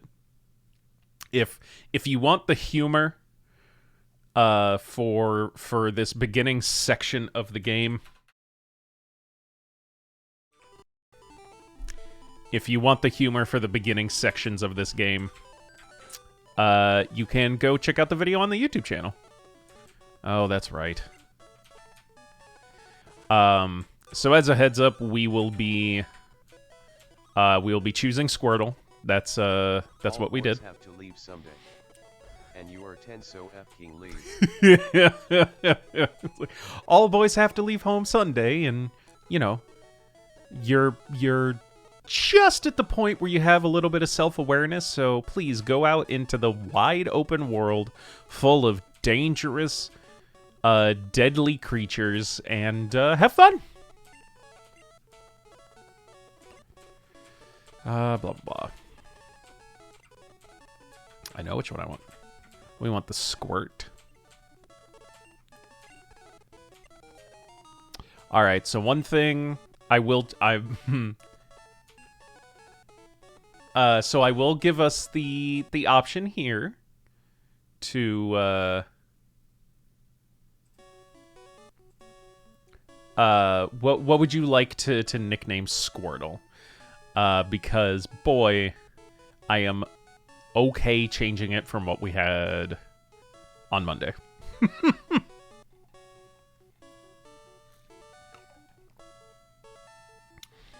What should we name the little turt? Our turdy boy.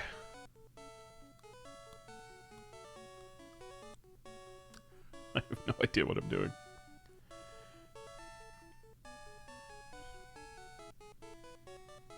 See, we got some viewers here as well. If you guys want to hop into chat and help us name in the naming process of our Squirtle, our starter here, who will hopefully be with us for a good amount of the run. I love Squirtle. The evolutionary line is one of my favorites.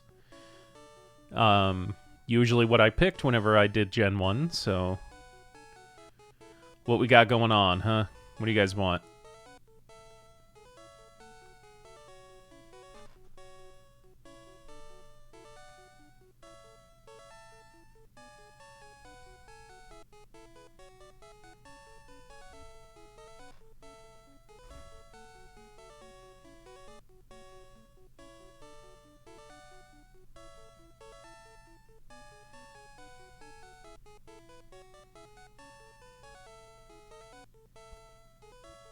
Anything?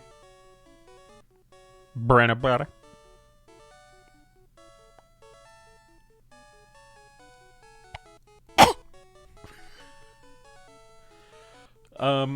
So I'll tell you that last time, the suggestion that was given to us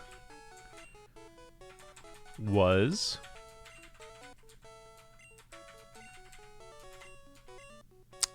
Brandon. That's It's what we had before. I am okay changing it so that I don't have to keep yelling, "Let's go, Brandon," throughout this entire run. That would be very perfectly fine with me. Also going to save over the other file.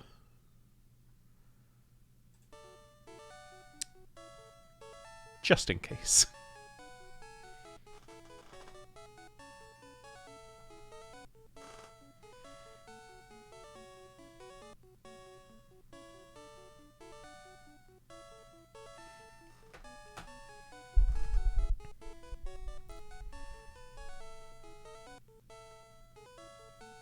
Nothing? Nobody? Bueller? Well then. Brandon it is, I guess. All right. Guess we're just doing this again. Yeah, go and pick your fucking...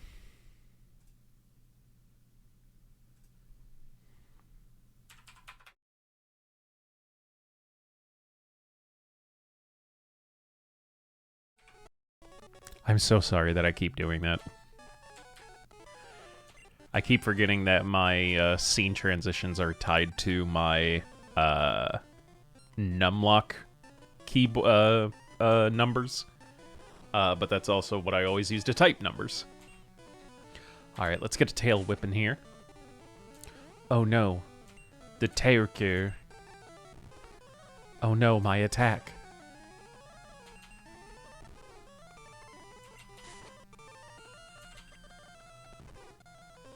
Boy, he just keeps on reducing that, huh? Yeah, my attack's all the way down, buddy. Let's get another tail whip in there. That's a crit.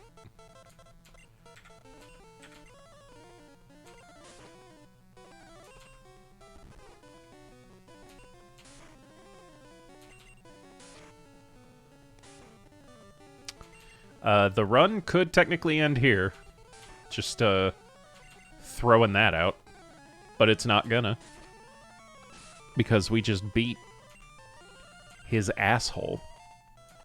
With our asshole. Good job, buddy. Let's go, Brandon. Alright, so... yeah, that heals him up. Alright, so now... so by the way, the Nuzlocke run has not started yet, officially, because... we do not have Pokeballs yet. The run doesn't officially start till we are able to catch Pokemon. Oh, that's a level 5 Pidgey. That would have been really nice. Alright, gotta be careful, but the run...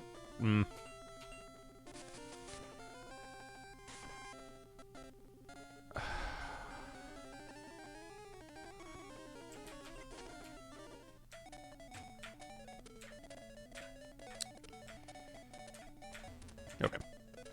Alright, so Viridian City need to... well, first of all, let's heal up... oh my god. Let's heal up Brandon a bit. Oh, I forgot to get the free potion from that one NPC. Let's go to the market. The mart. Yes, I'm from Pallet Town. Yes, I will deliver Oak's parcel. So we don't ever figure out what the special Pokeball is, right? Like, we just know that we delivered a special Pokeball to Professor Oak, but I don't think it ever comes into play again. Because I don't know if the insinuation is that it's a Master Ball or not.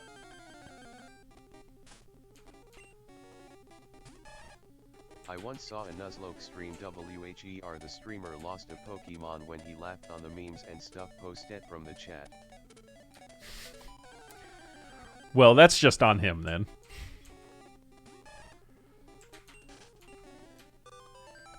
Alright.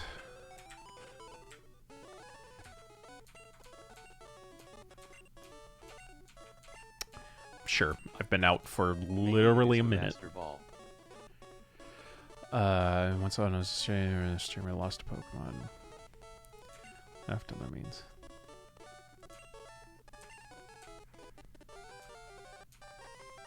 Oh, right. Do we gotta fight the... Oh, no. We just get the Pokedex. Yeah, again, guys, if you want to see any information / memes from when we did this the first time, the VOD is currently up on the YouTube channel. I suggest giving it a watch. It was a pretty fun stream once it got going. And hey, it's the only time we'll see those guys again, so... a part of me is a little happy for it, though, because there was one encounter that we got that was not the Pokemon I was really wanting to get. So, I have a second chance at that now.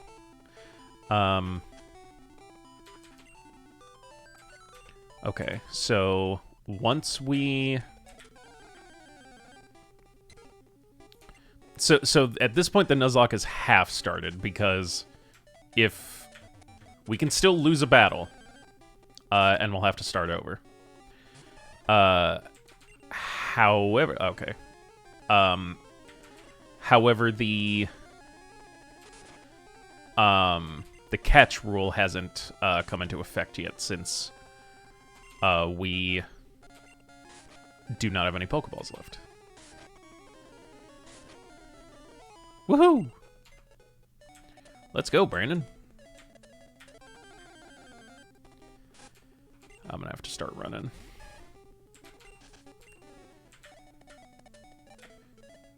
Okay, thank God.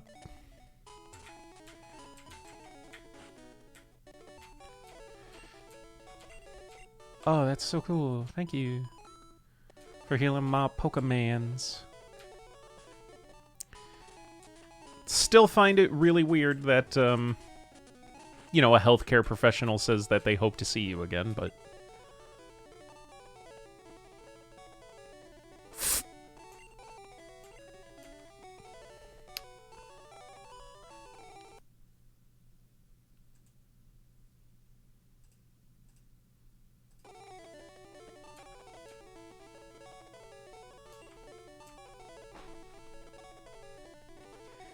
I forgot I had cheats enabled for my previous game, too.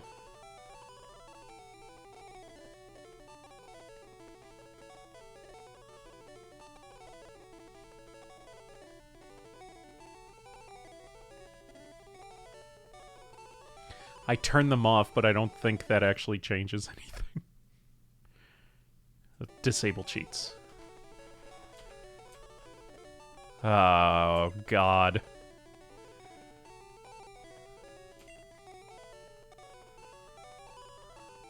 Okay.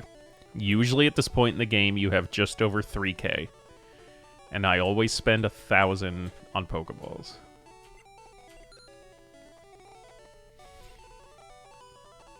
Okay. Here's what I'm going to do to alleviate this issue. I'm going to spend a bunch on burn heals until we're down to, you know, however much. And just go from there. Oh my God, that's so much fucking money.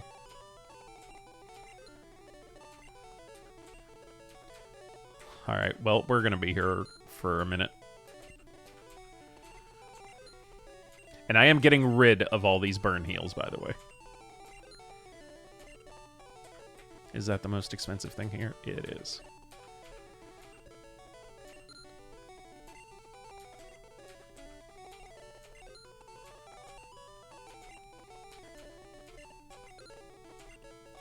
Let me make absolutely sure that I can drop these.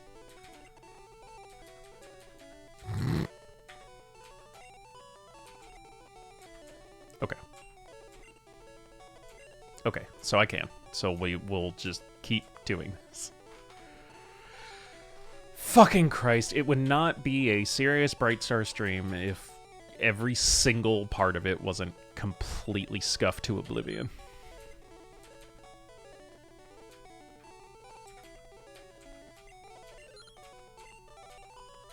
Okay, whatever.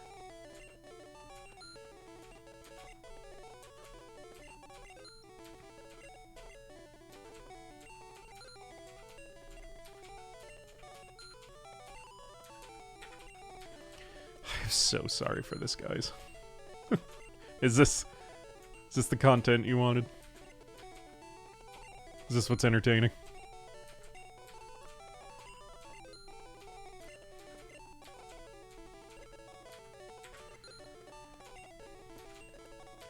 Alright, kinda sorta halfway there.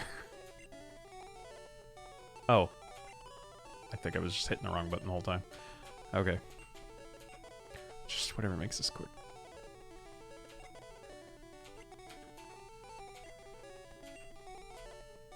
Oh, I can't carry any more items. Well, how's about we get rid of some then, huh? Jesus fucking Christ. Toss. No, I want to toss much more than that.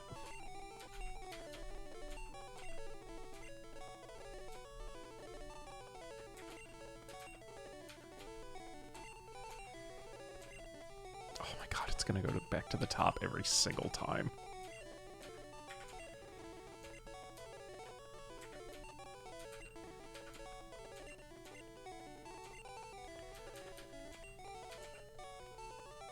I'm so sorry about this.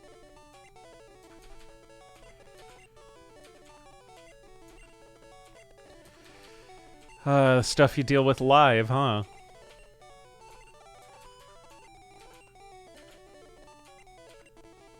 Could you imagine? Just this 10-year-old kid literally just started his Pokemon journey, and he's just tossing away thousands of burn heals. Like, you didn't even know you had.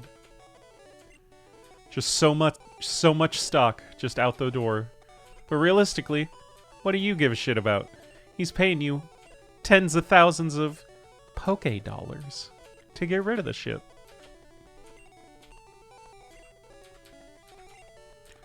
My god, I did not think about this part of the process. The extra money. Yeah, so, like, you know, overall it doesn't really affect the game at the moment, but I don't want to, like, lose track and, like, forget later and just be like, I don't even want the temptation to be there of, like, I mean, I've got all the money, I could just buy all of the potions and then never worry about it again. Because, like, the whole point of the run is to be challenging, you know? I'm gonna save it. Yes, that's very okay. All right.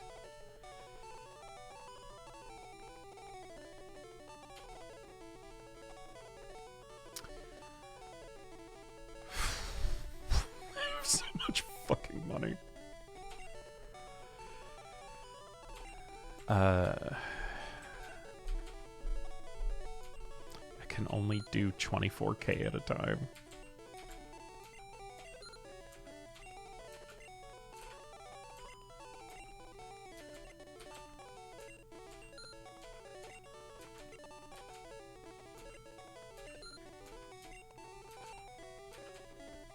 I'm just, the only thing keeping me laughing about this is, one, just how fucking ridiculous it is.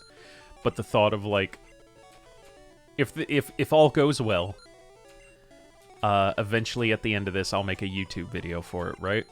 And this'll just, I'm just imagining the part of me editing it where I get to this point with the footage, and all of this that's taking me however fucking long, condensed down into like 3 seconds of me being like, so after I had to accidentally buy you know, like 5,000 burn heals because I forgot I had a money glitch or cheat on.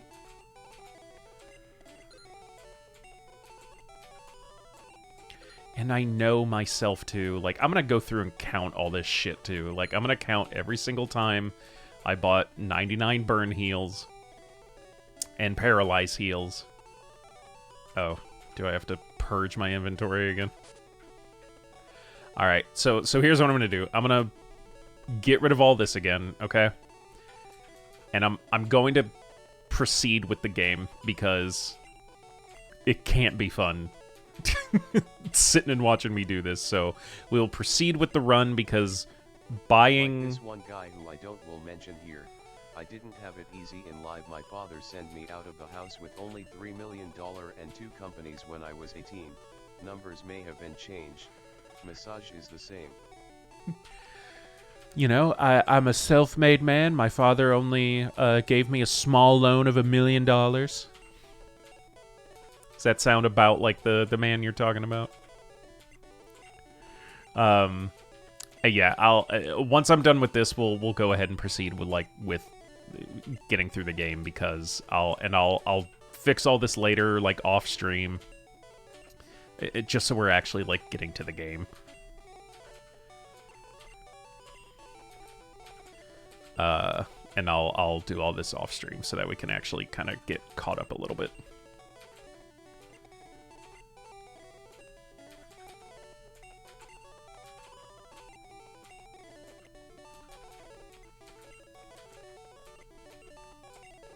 Who knows XD? Yeah, I'm sure.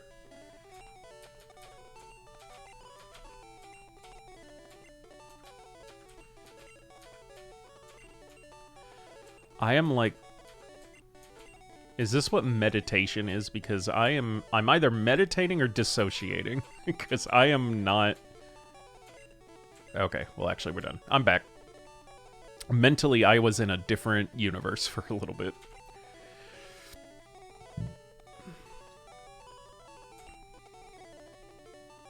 Okay.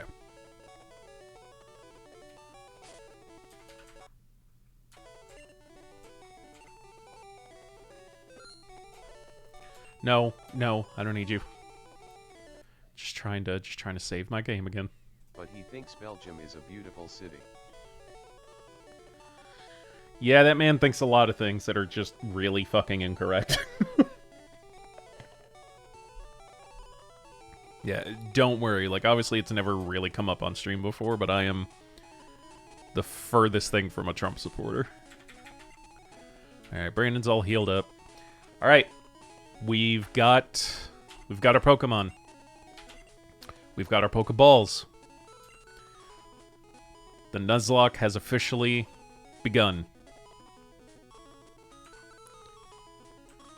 Again.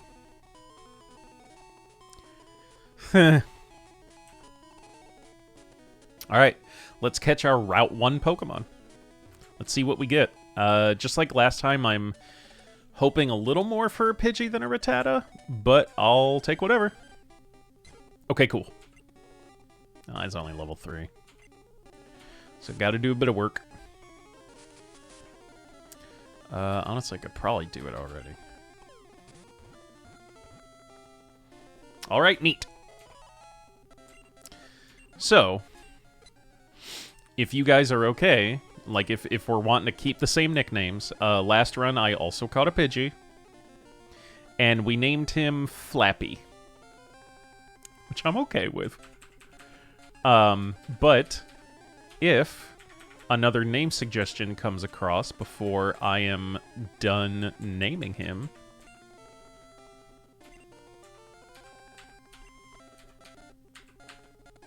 any objections to Flappy?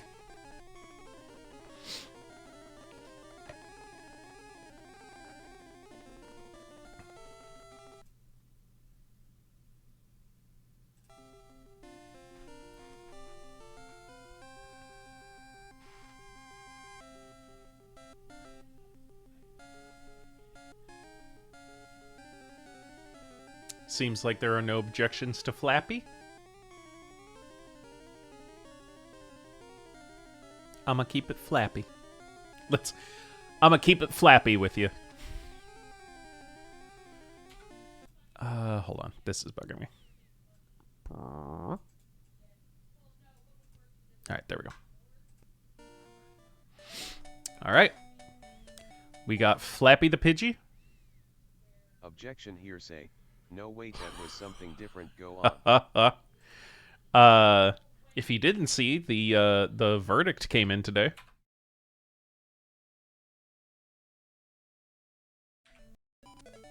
God damn it, I did it again.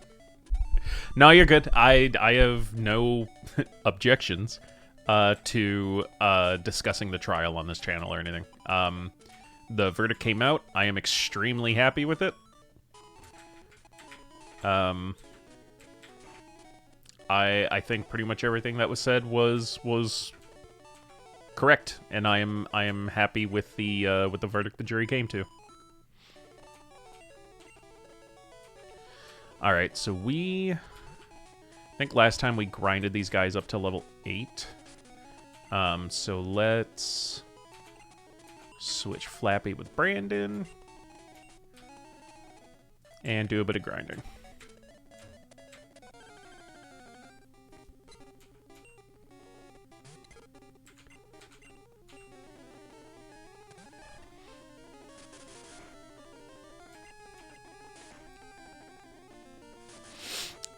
Yeah, I'm happy with the verdict. I'm happy Johnny got his justice. And again, basically the one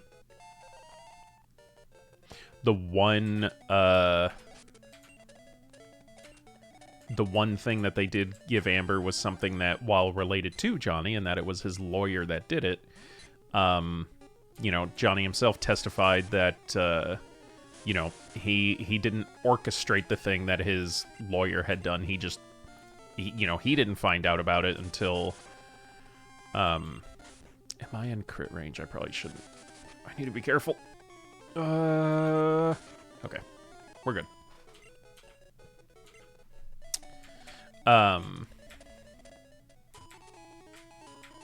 You know, the one thing that the jury did, you know, say was defamation on Johnny's side was the thing that his lawyer had done, and you know, she was awarded what, $2 million for that. But again, like, Johnny did not orchestrate it. He had nothing to do with it. It was defamation, but he didn't do it. It was somebody else. So, you know, the grander part about it is that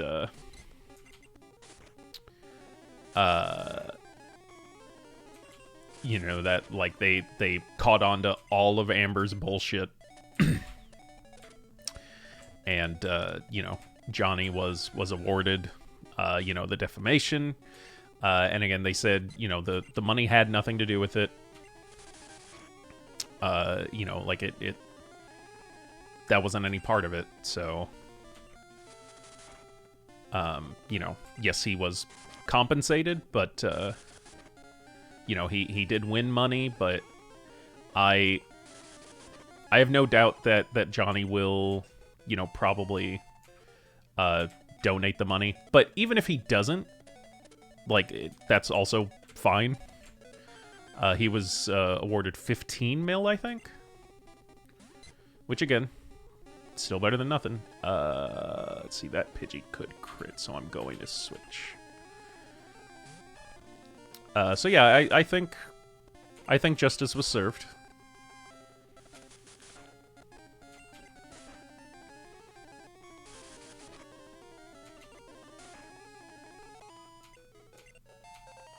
Hey! Hey! Actually, I think we were just trying to... We're just trying to get Flappy to level 6, I think. Level 8 grinding was in a different area, which is where we're going to get to. So, one more level for Flappy, and then we will be moving on. And then we will be almost caught up to where we were yesterday. It's don't tell someone you hope to see them again in that situation.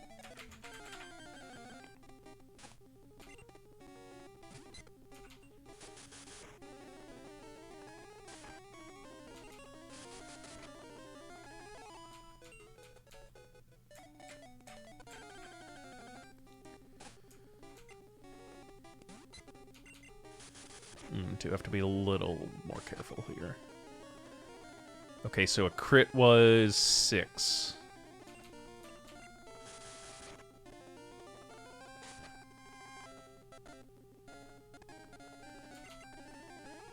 Oh, thank God. Oh my God, that was so close. I do not need to be playing it that close. Okay, good. We're getting out of here. Alright, we'll heal up Flappy, and then we are going to go to Route 22, which is off to the left of Viridian City, which basically starts heading towards Victory Something's Road. going on in this trial, just felt so. I'm sorry. Stupid, I wouldn't believe it for not seen on video/stram. Right? Yeah, whole thing is stupid. But thankfully the jury wasn't. So, alright, so here is what I am really, really hoping for that unfortunately we didn't get on the last run. So this area is the reason why I'm a little happy that we had a reset. What I'm hoping for here is a male Nidoran. Because overall, it's a very good Pokemon. It's a ground poison typing, which is very good. But it eventually evolves into one of my favorite Pokemon and a very viable Pokemon, like even, you know, till late game in Elite Four, Nidoking. Absolutely love him. One of my favorite Pokemon, and I'm really hoping to get a Nidoran male here. One prime example, my dog stepped on a bee. Oh my fucking god. My dog stepped on a bee?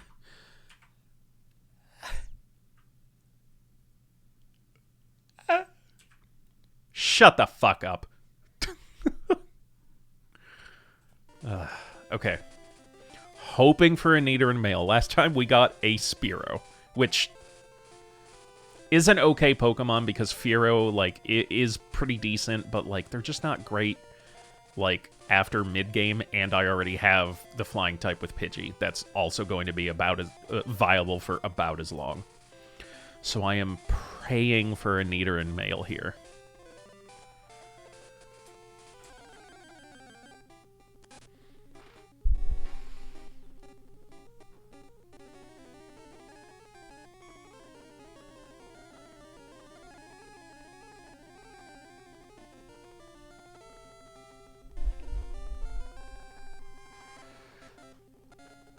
Or a Rattata. Or a level 2 Rattata.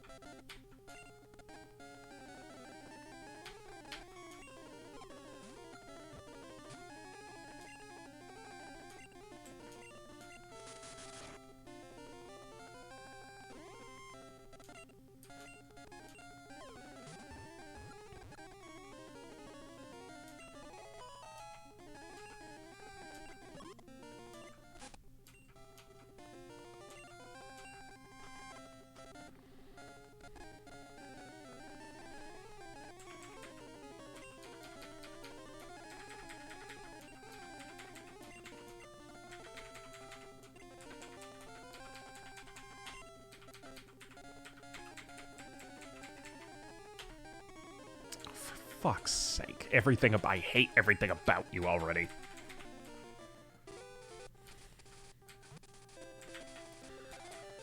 Alright, well, guess we gotta grind a fucking level 2 Rattata now. I am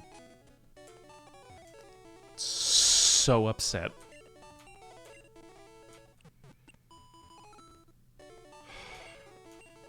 Hold on. I gotta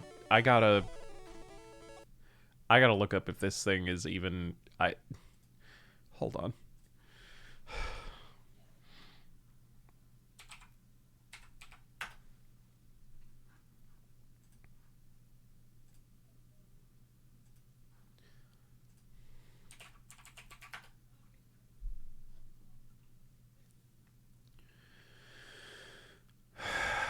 Stats. Jesus Christ.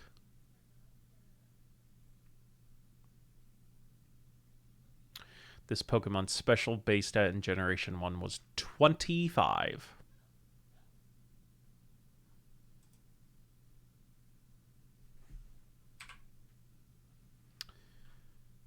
I don't even know if you can check that stuff in Gen 1. Oh, no, not Switch.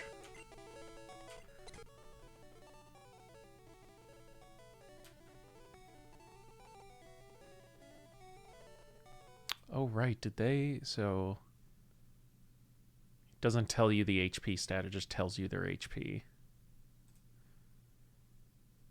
Okay.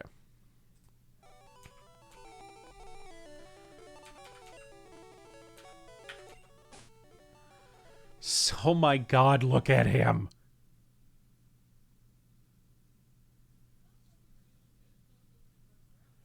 Okay, these numbers have to be different.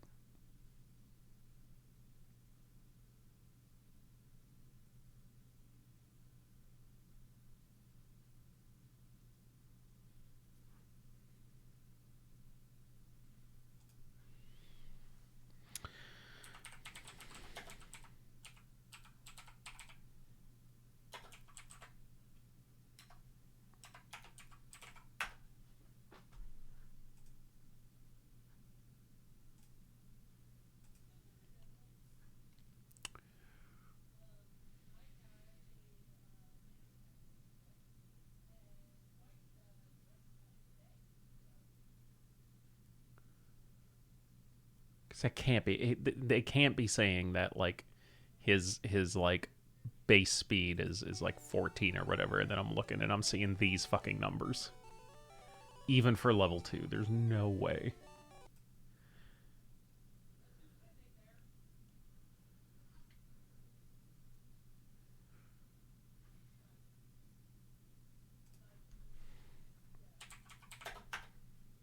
Actually, hold on. Stats for Pokemon in blue version.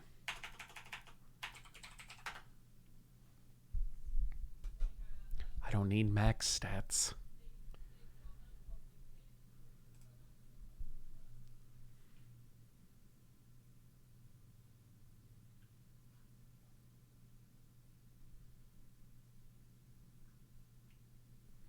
Why is this so zoomed in? Well, I guess it's alright for you guys. No, I don't need an explanation. I need a fucking list.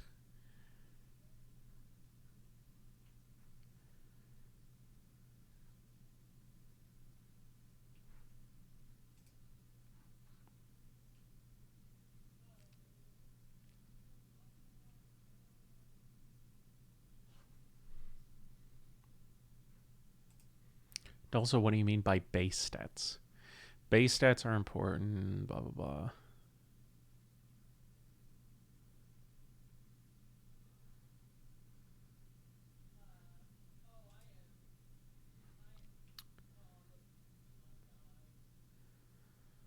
The inherent values of a species or form of a species.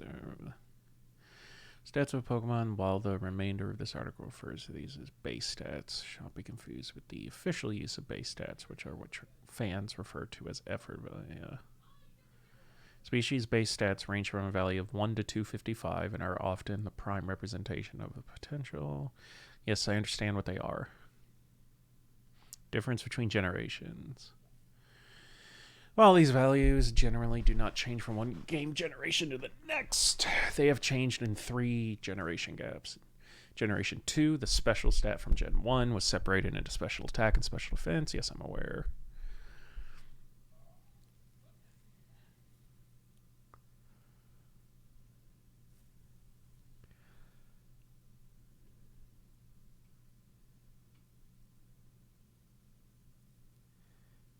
So is this is a base stat like are these values supposed to be what they are at level 1?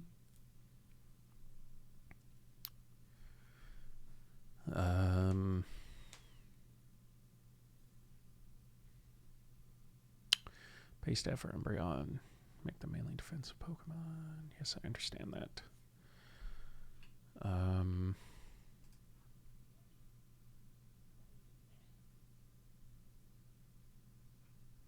These numbers are so much higher than like what I'm seeing. So, okay, if they're like way off, so let's even look at, yeah, so this, again, these are like 13, 14, 11. Yeah, and these are like 48, 65, blah, blah, blah. Yeah, so it's like, what are the...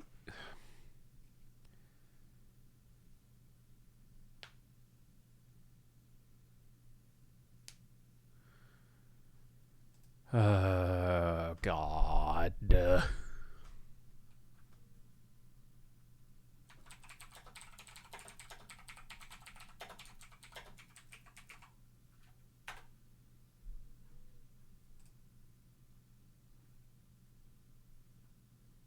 What level the Pokemon are to have these stats.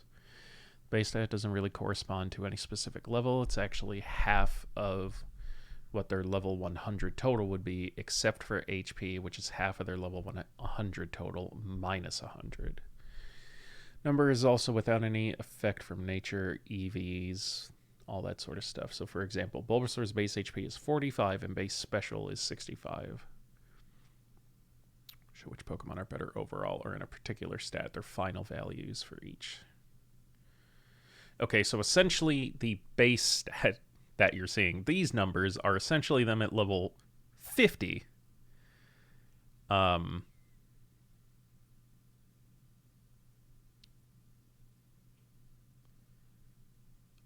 if you double them, that's essentially what their max is. Because it would be level 100, right? Is that what I'm reading correctly? It's actually half of what their level 100 total would be.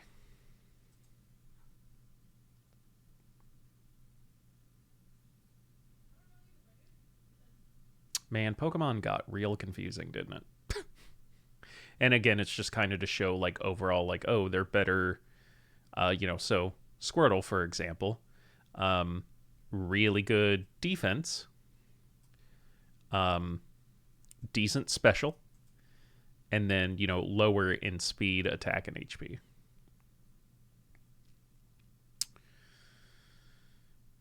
So Rattata, shit health. See, their highest is going to be their, what is this, speed? Yeah. They're really fast, but they don't pack too much of a punch. 56. So their defense and their special are shit. It's their speed and their attack.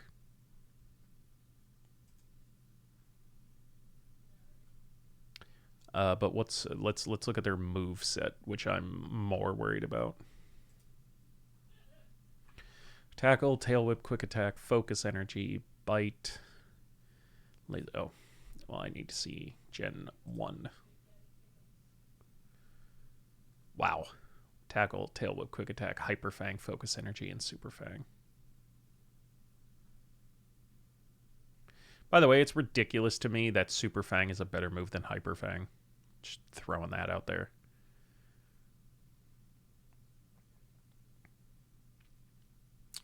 But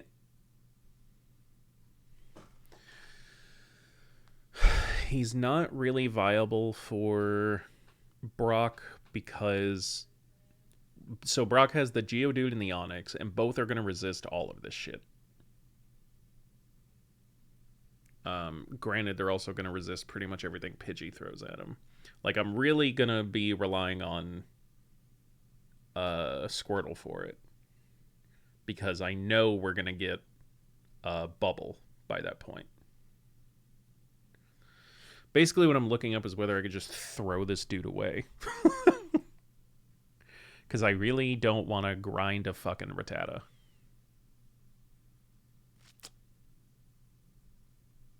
I just don't.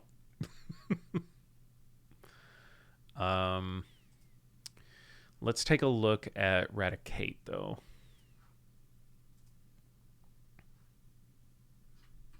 Because I know he gets some... Well, I was going to say... I know he gets Hyper Beam, I think. Or at the very least can use it. But I'm also sure his stats aren't a ton better. Oh, I left it already. Okay, whatever.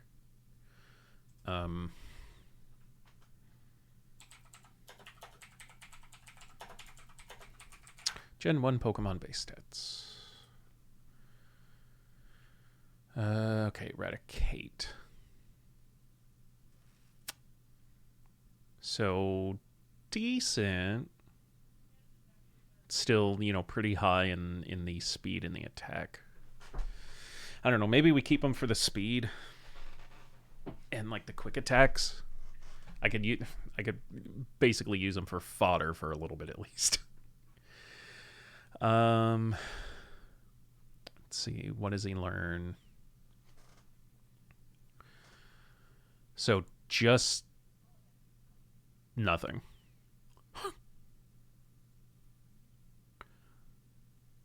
A decent amount of TMs, but like, God, what a trash Pokemon. Maybe that was the point. Just like, well, we gotta have some shitty one. Okay.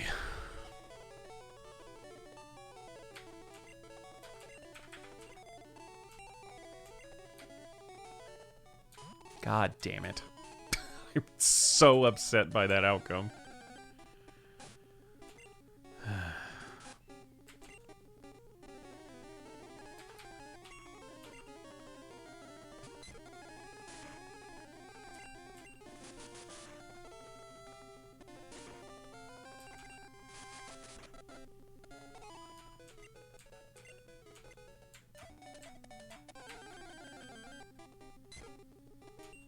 I almost hope this run gets fucking squashed too, just so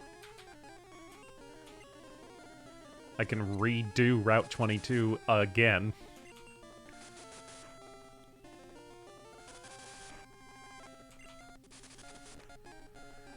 Okay, we're fine.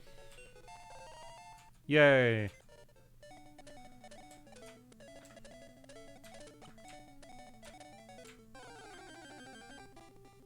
I'm so upset. Oh, that sucks so much. Oh, whatever. We will deal. Ooh, a creep. That's neat. What's with the defense of this Pidgey?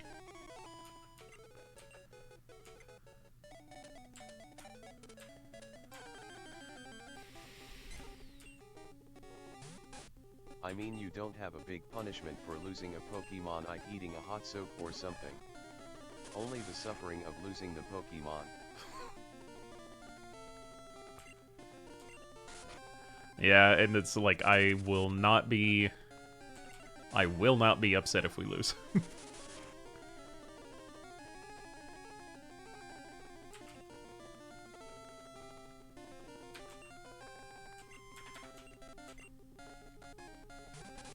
Like, I still need him, though, for the moment.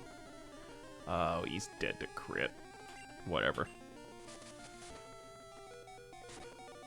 Oh, good, the one thing you're supposed to be doing, you're not.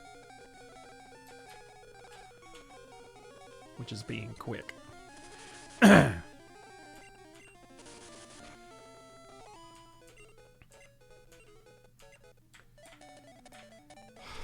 I almost wiped to a level 3 Pidgey. Guys, this run isn't starting great. Oh, God.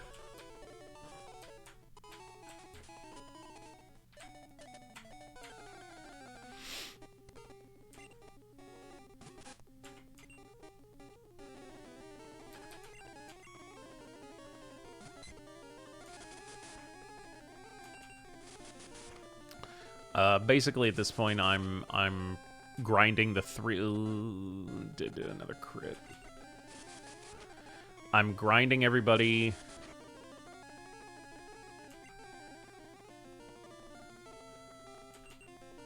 I'm grinding everybody to level 8, and then we are moving on to the Viridian Forest. Or no, actually, then we're moving on to Route 2. Great. Neat.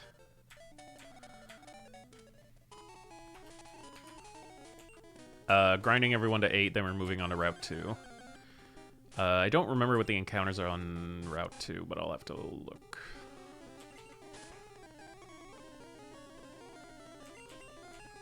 Neat.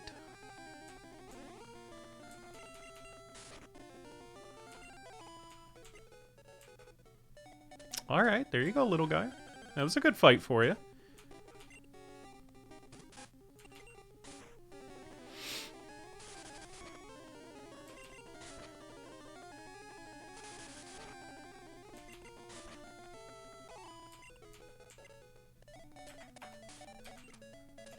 still got Brandon.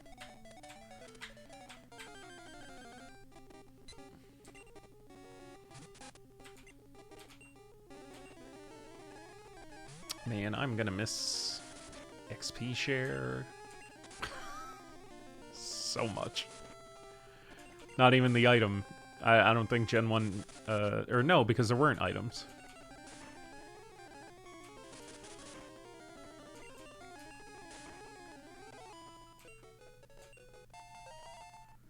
Neat.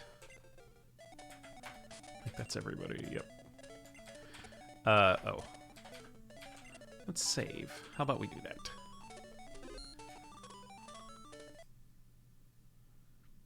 How's your boat we shave? Fuck was I saying? Oh. Once this gets done, I'm gonna look up because I found a really good, like, encounter map last time.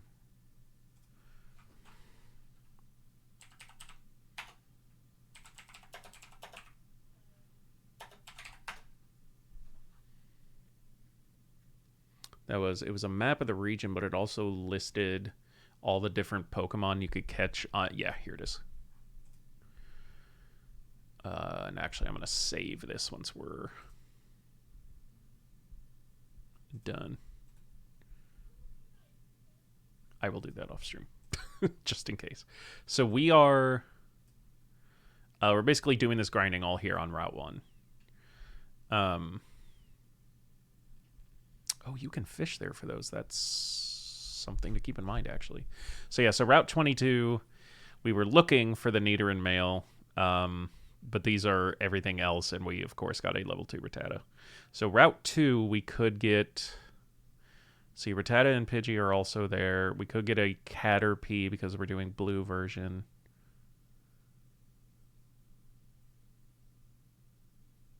There's a Mr. Mime, but I'm guessing that's a trade. So we actually... If I can... oh, we'll see. See, for Viridian Forest, what are we hoping for? I mean, ultimately hoping for the Pikachu. It won't help us during the Brock fight, obviously, but it'll be really great during Misty's fight. And, like, I think even in Gen 1, Pikachu was a, generally speaking, fairly viable Pokemon. Electric didn't really have a lot in, like, the rest of the game, because I don't think...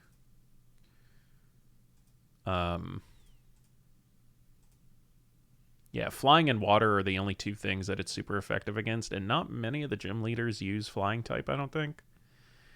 There's the was it like the bicycle road or whatever that has a lot of flying. So Pikachu would be good for that.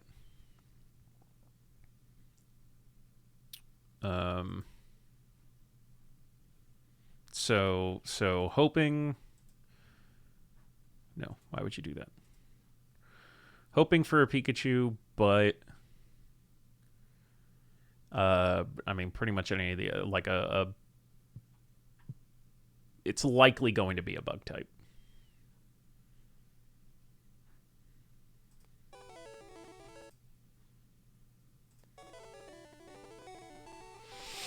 Okay, I think we just saved.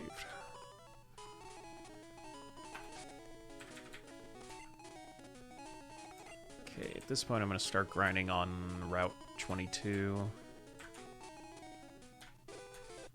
Just because they're a bit of a higher level, so they'll get more XP. And hopefully make this grinding process go a little quicker.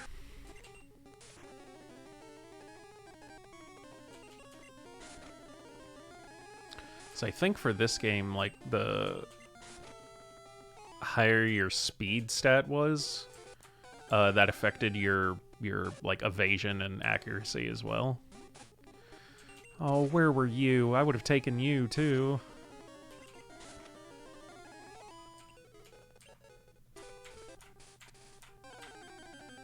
I would have taken a female Nidoran. Like, Nidoqueen is you know, right up there.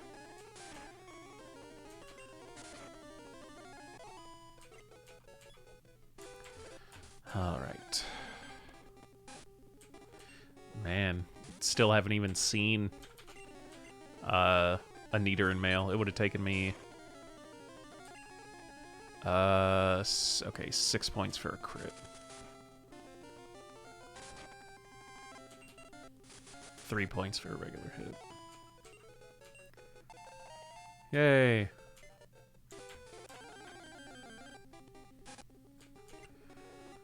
My god, the Rattata encounter rate.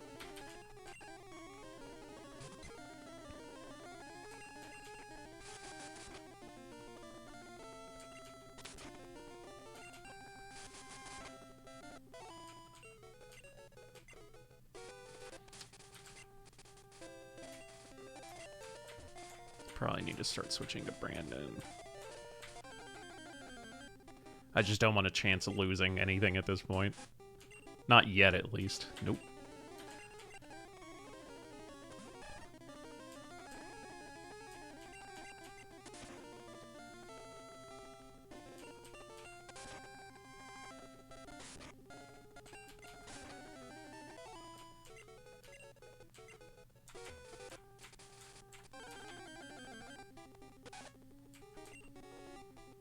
Well, technically at this point I probably could start my way up Route 2. Because, hey, I mean, if I catch something that I'm going to use on that route. Also, of course, like most Nuzlockes, we will be doing the... the no dupes clause. Which... Neat. Alright, learn Bubble. That's awesome. Which basically means... if the first encounter on a route is a Pokemon that we have already caught, we do not have to use it. It does not have to count as the encounter for that route. Which is much more helpful early game.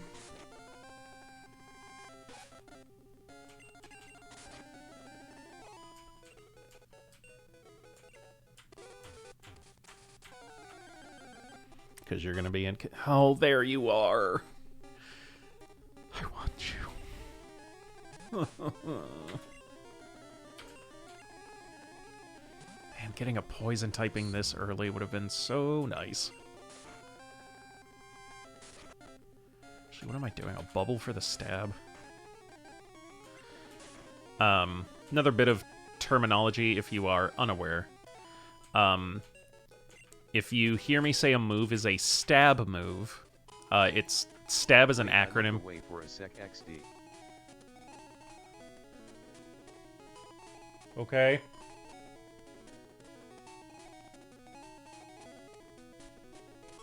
What am I not supposed to be looking at? Can I keep playing? Because I can kind of see out of my periphery. What if we did this, a blind Nuzlocke? Not only is it a Nuzlocke, but I can't even see where I'm going. Oh, you looked away for a sec. I thought... I didn't hear that part. I thought you were just telling me to look away.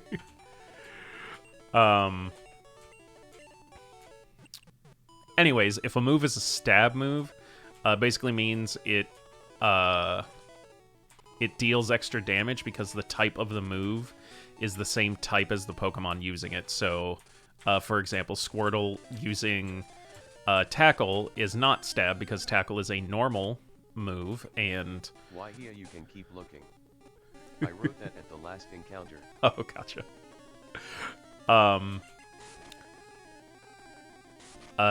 Yeah, so Tackle is not a stab move for Squirtle because it's a normal type attack and he's a water type Pokemon.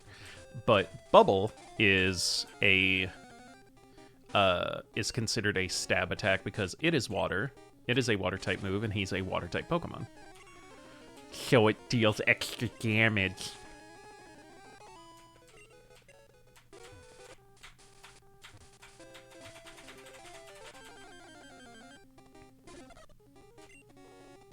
Wow, it took me a long time to get to a Spearow. God damn it, damn it.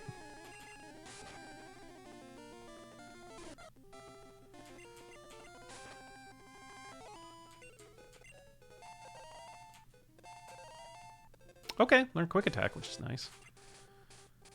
Alright, so now I need to... I'm gonna get damage up to 8 so I can just stop fucking worrying about him. And then I'll be switching over to my other man. Also, I think... I can't remember the power of quick attack, whether it's higher than tackle or not. Of course I crit. Fucking wasted crit.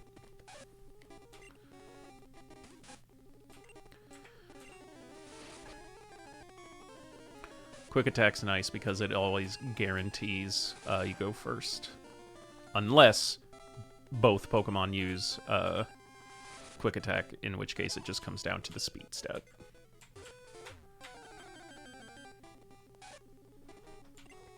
Which is neat.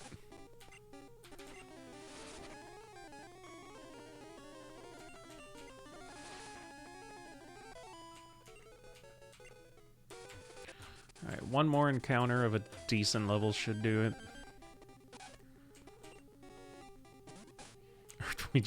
We'll just keep beating the shit out of the exact same Pokemon. This level 4 Nidoran just keeps trying to get away. Nice. Okay, one more encounter maybe.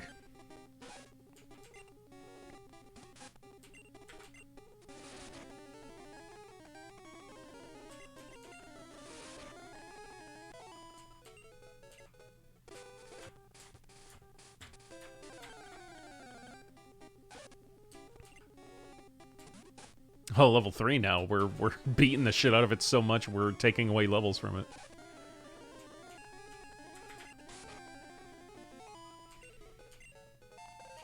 Alright. Now we can stop fucking worrying about him. Let's give another quick save. Yes, I would like to save the game. Bum Bum, save the game!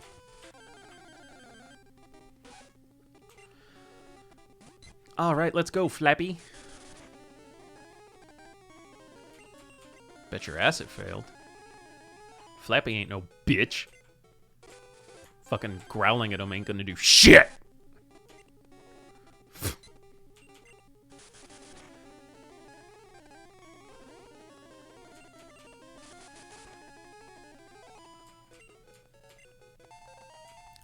Okay. Well, there's that. Alright. There you go, buddy. Quick stop at the Poke Center.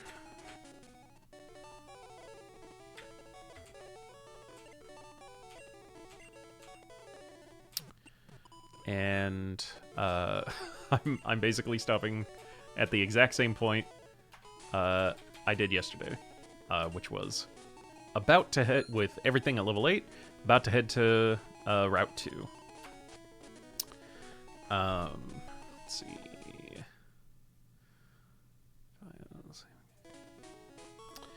Alright, guys. Well, that's going to end the stream for today. Thank you, everybody who was here, who joined me in the first step on our Pokemon Blue Nuzlocke journey. I had a lot of fun discussing everything with you guys today. As usual, the VOD for today's stream will be up on the YouTube channel tomorrow at 10 a.m. Central Time. You can find the YouTube channel as well as links to the Facebook page and the Twitter, as well as donations on the main channel page here on Twitch. Facebook and Twitter are basically the best ways to keep up to date with everything going on with the channel. More so Facebook, but I'll try and get better at it. At posting to Twitter as well, because I know some people like that a little more. But yeah, guys, everything for the channel's there. Thank you so much for being here. As I said earlier, but I will restate, Saturday is Pride. There's a Pride Festival going on in town that my partner and I will be vendors at. And that is taking up most of the day. I will be streaming on Saturday. Yeah, have a good night, Dubs. I will be streaming that day. It may be late. I'm gonna try and be back at normal time, but we will see. Pride goes until 8 p.m. and I usually start stream at 6, and I'm not going to leave my partner alone while they like break down everything. So I will stream on Saturday, but we'll just have to see. If I'm home, content will be more Pokemon Nuzlocke. There's a chance I may just stream while I'm there. We'll have to see. I know not everyone is super comfy with that, and I don't want to not necessarily ruin, but I don't want to. I don't know if I want to bring stream into it. We'll just have to see how it goes. All right. So, thank you everybody for being here. Like I said, I'll see you on Saturday at some point. I before E accept a lot of the time. All right. Actually. Yep. Good night.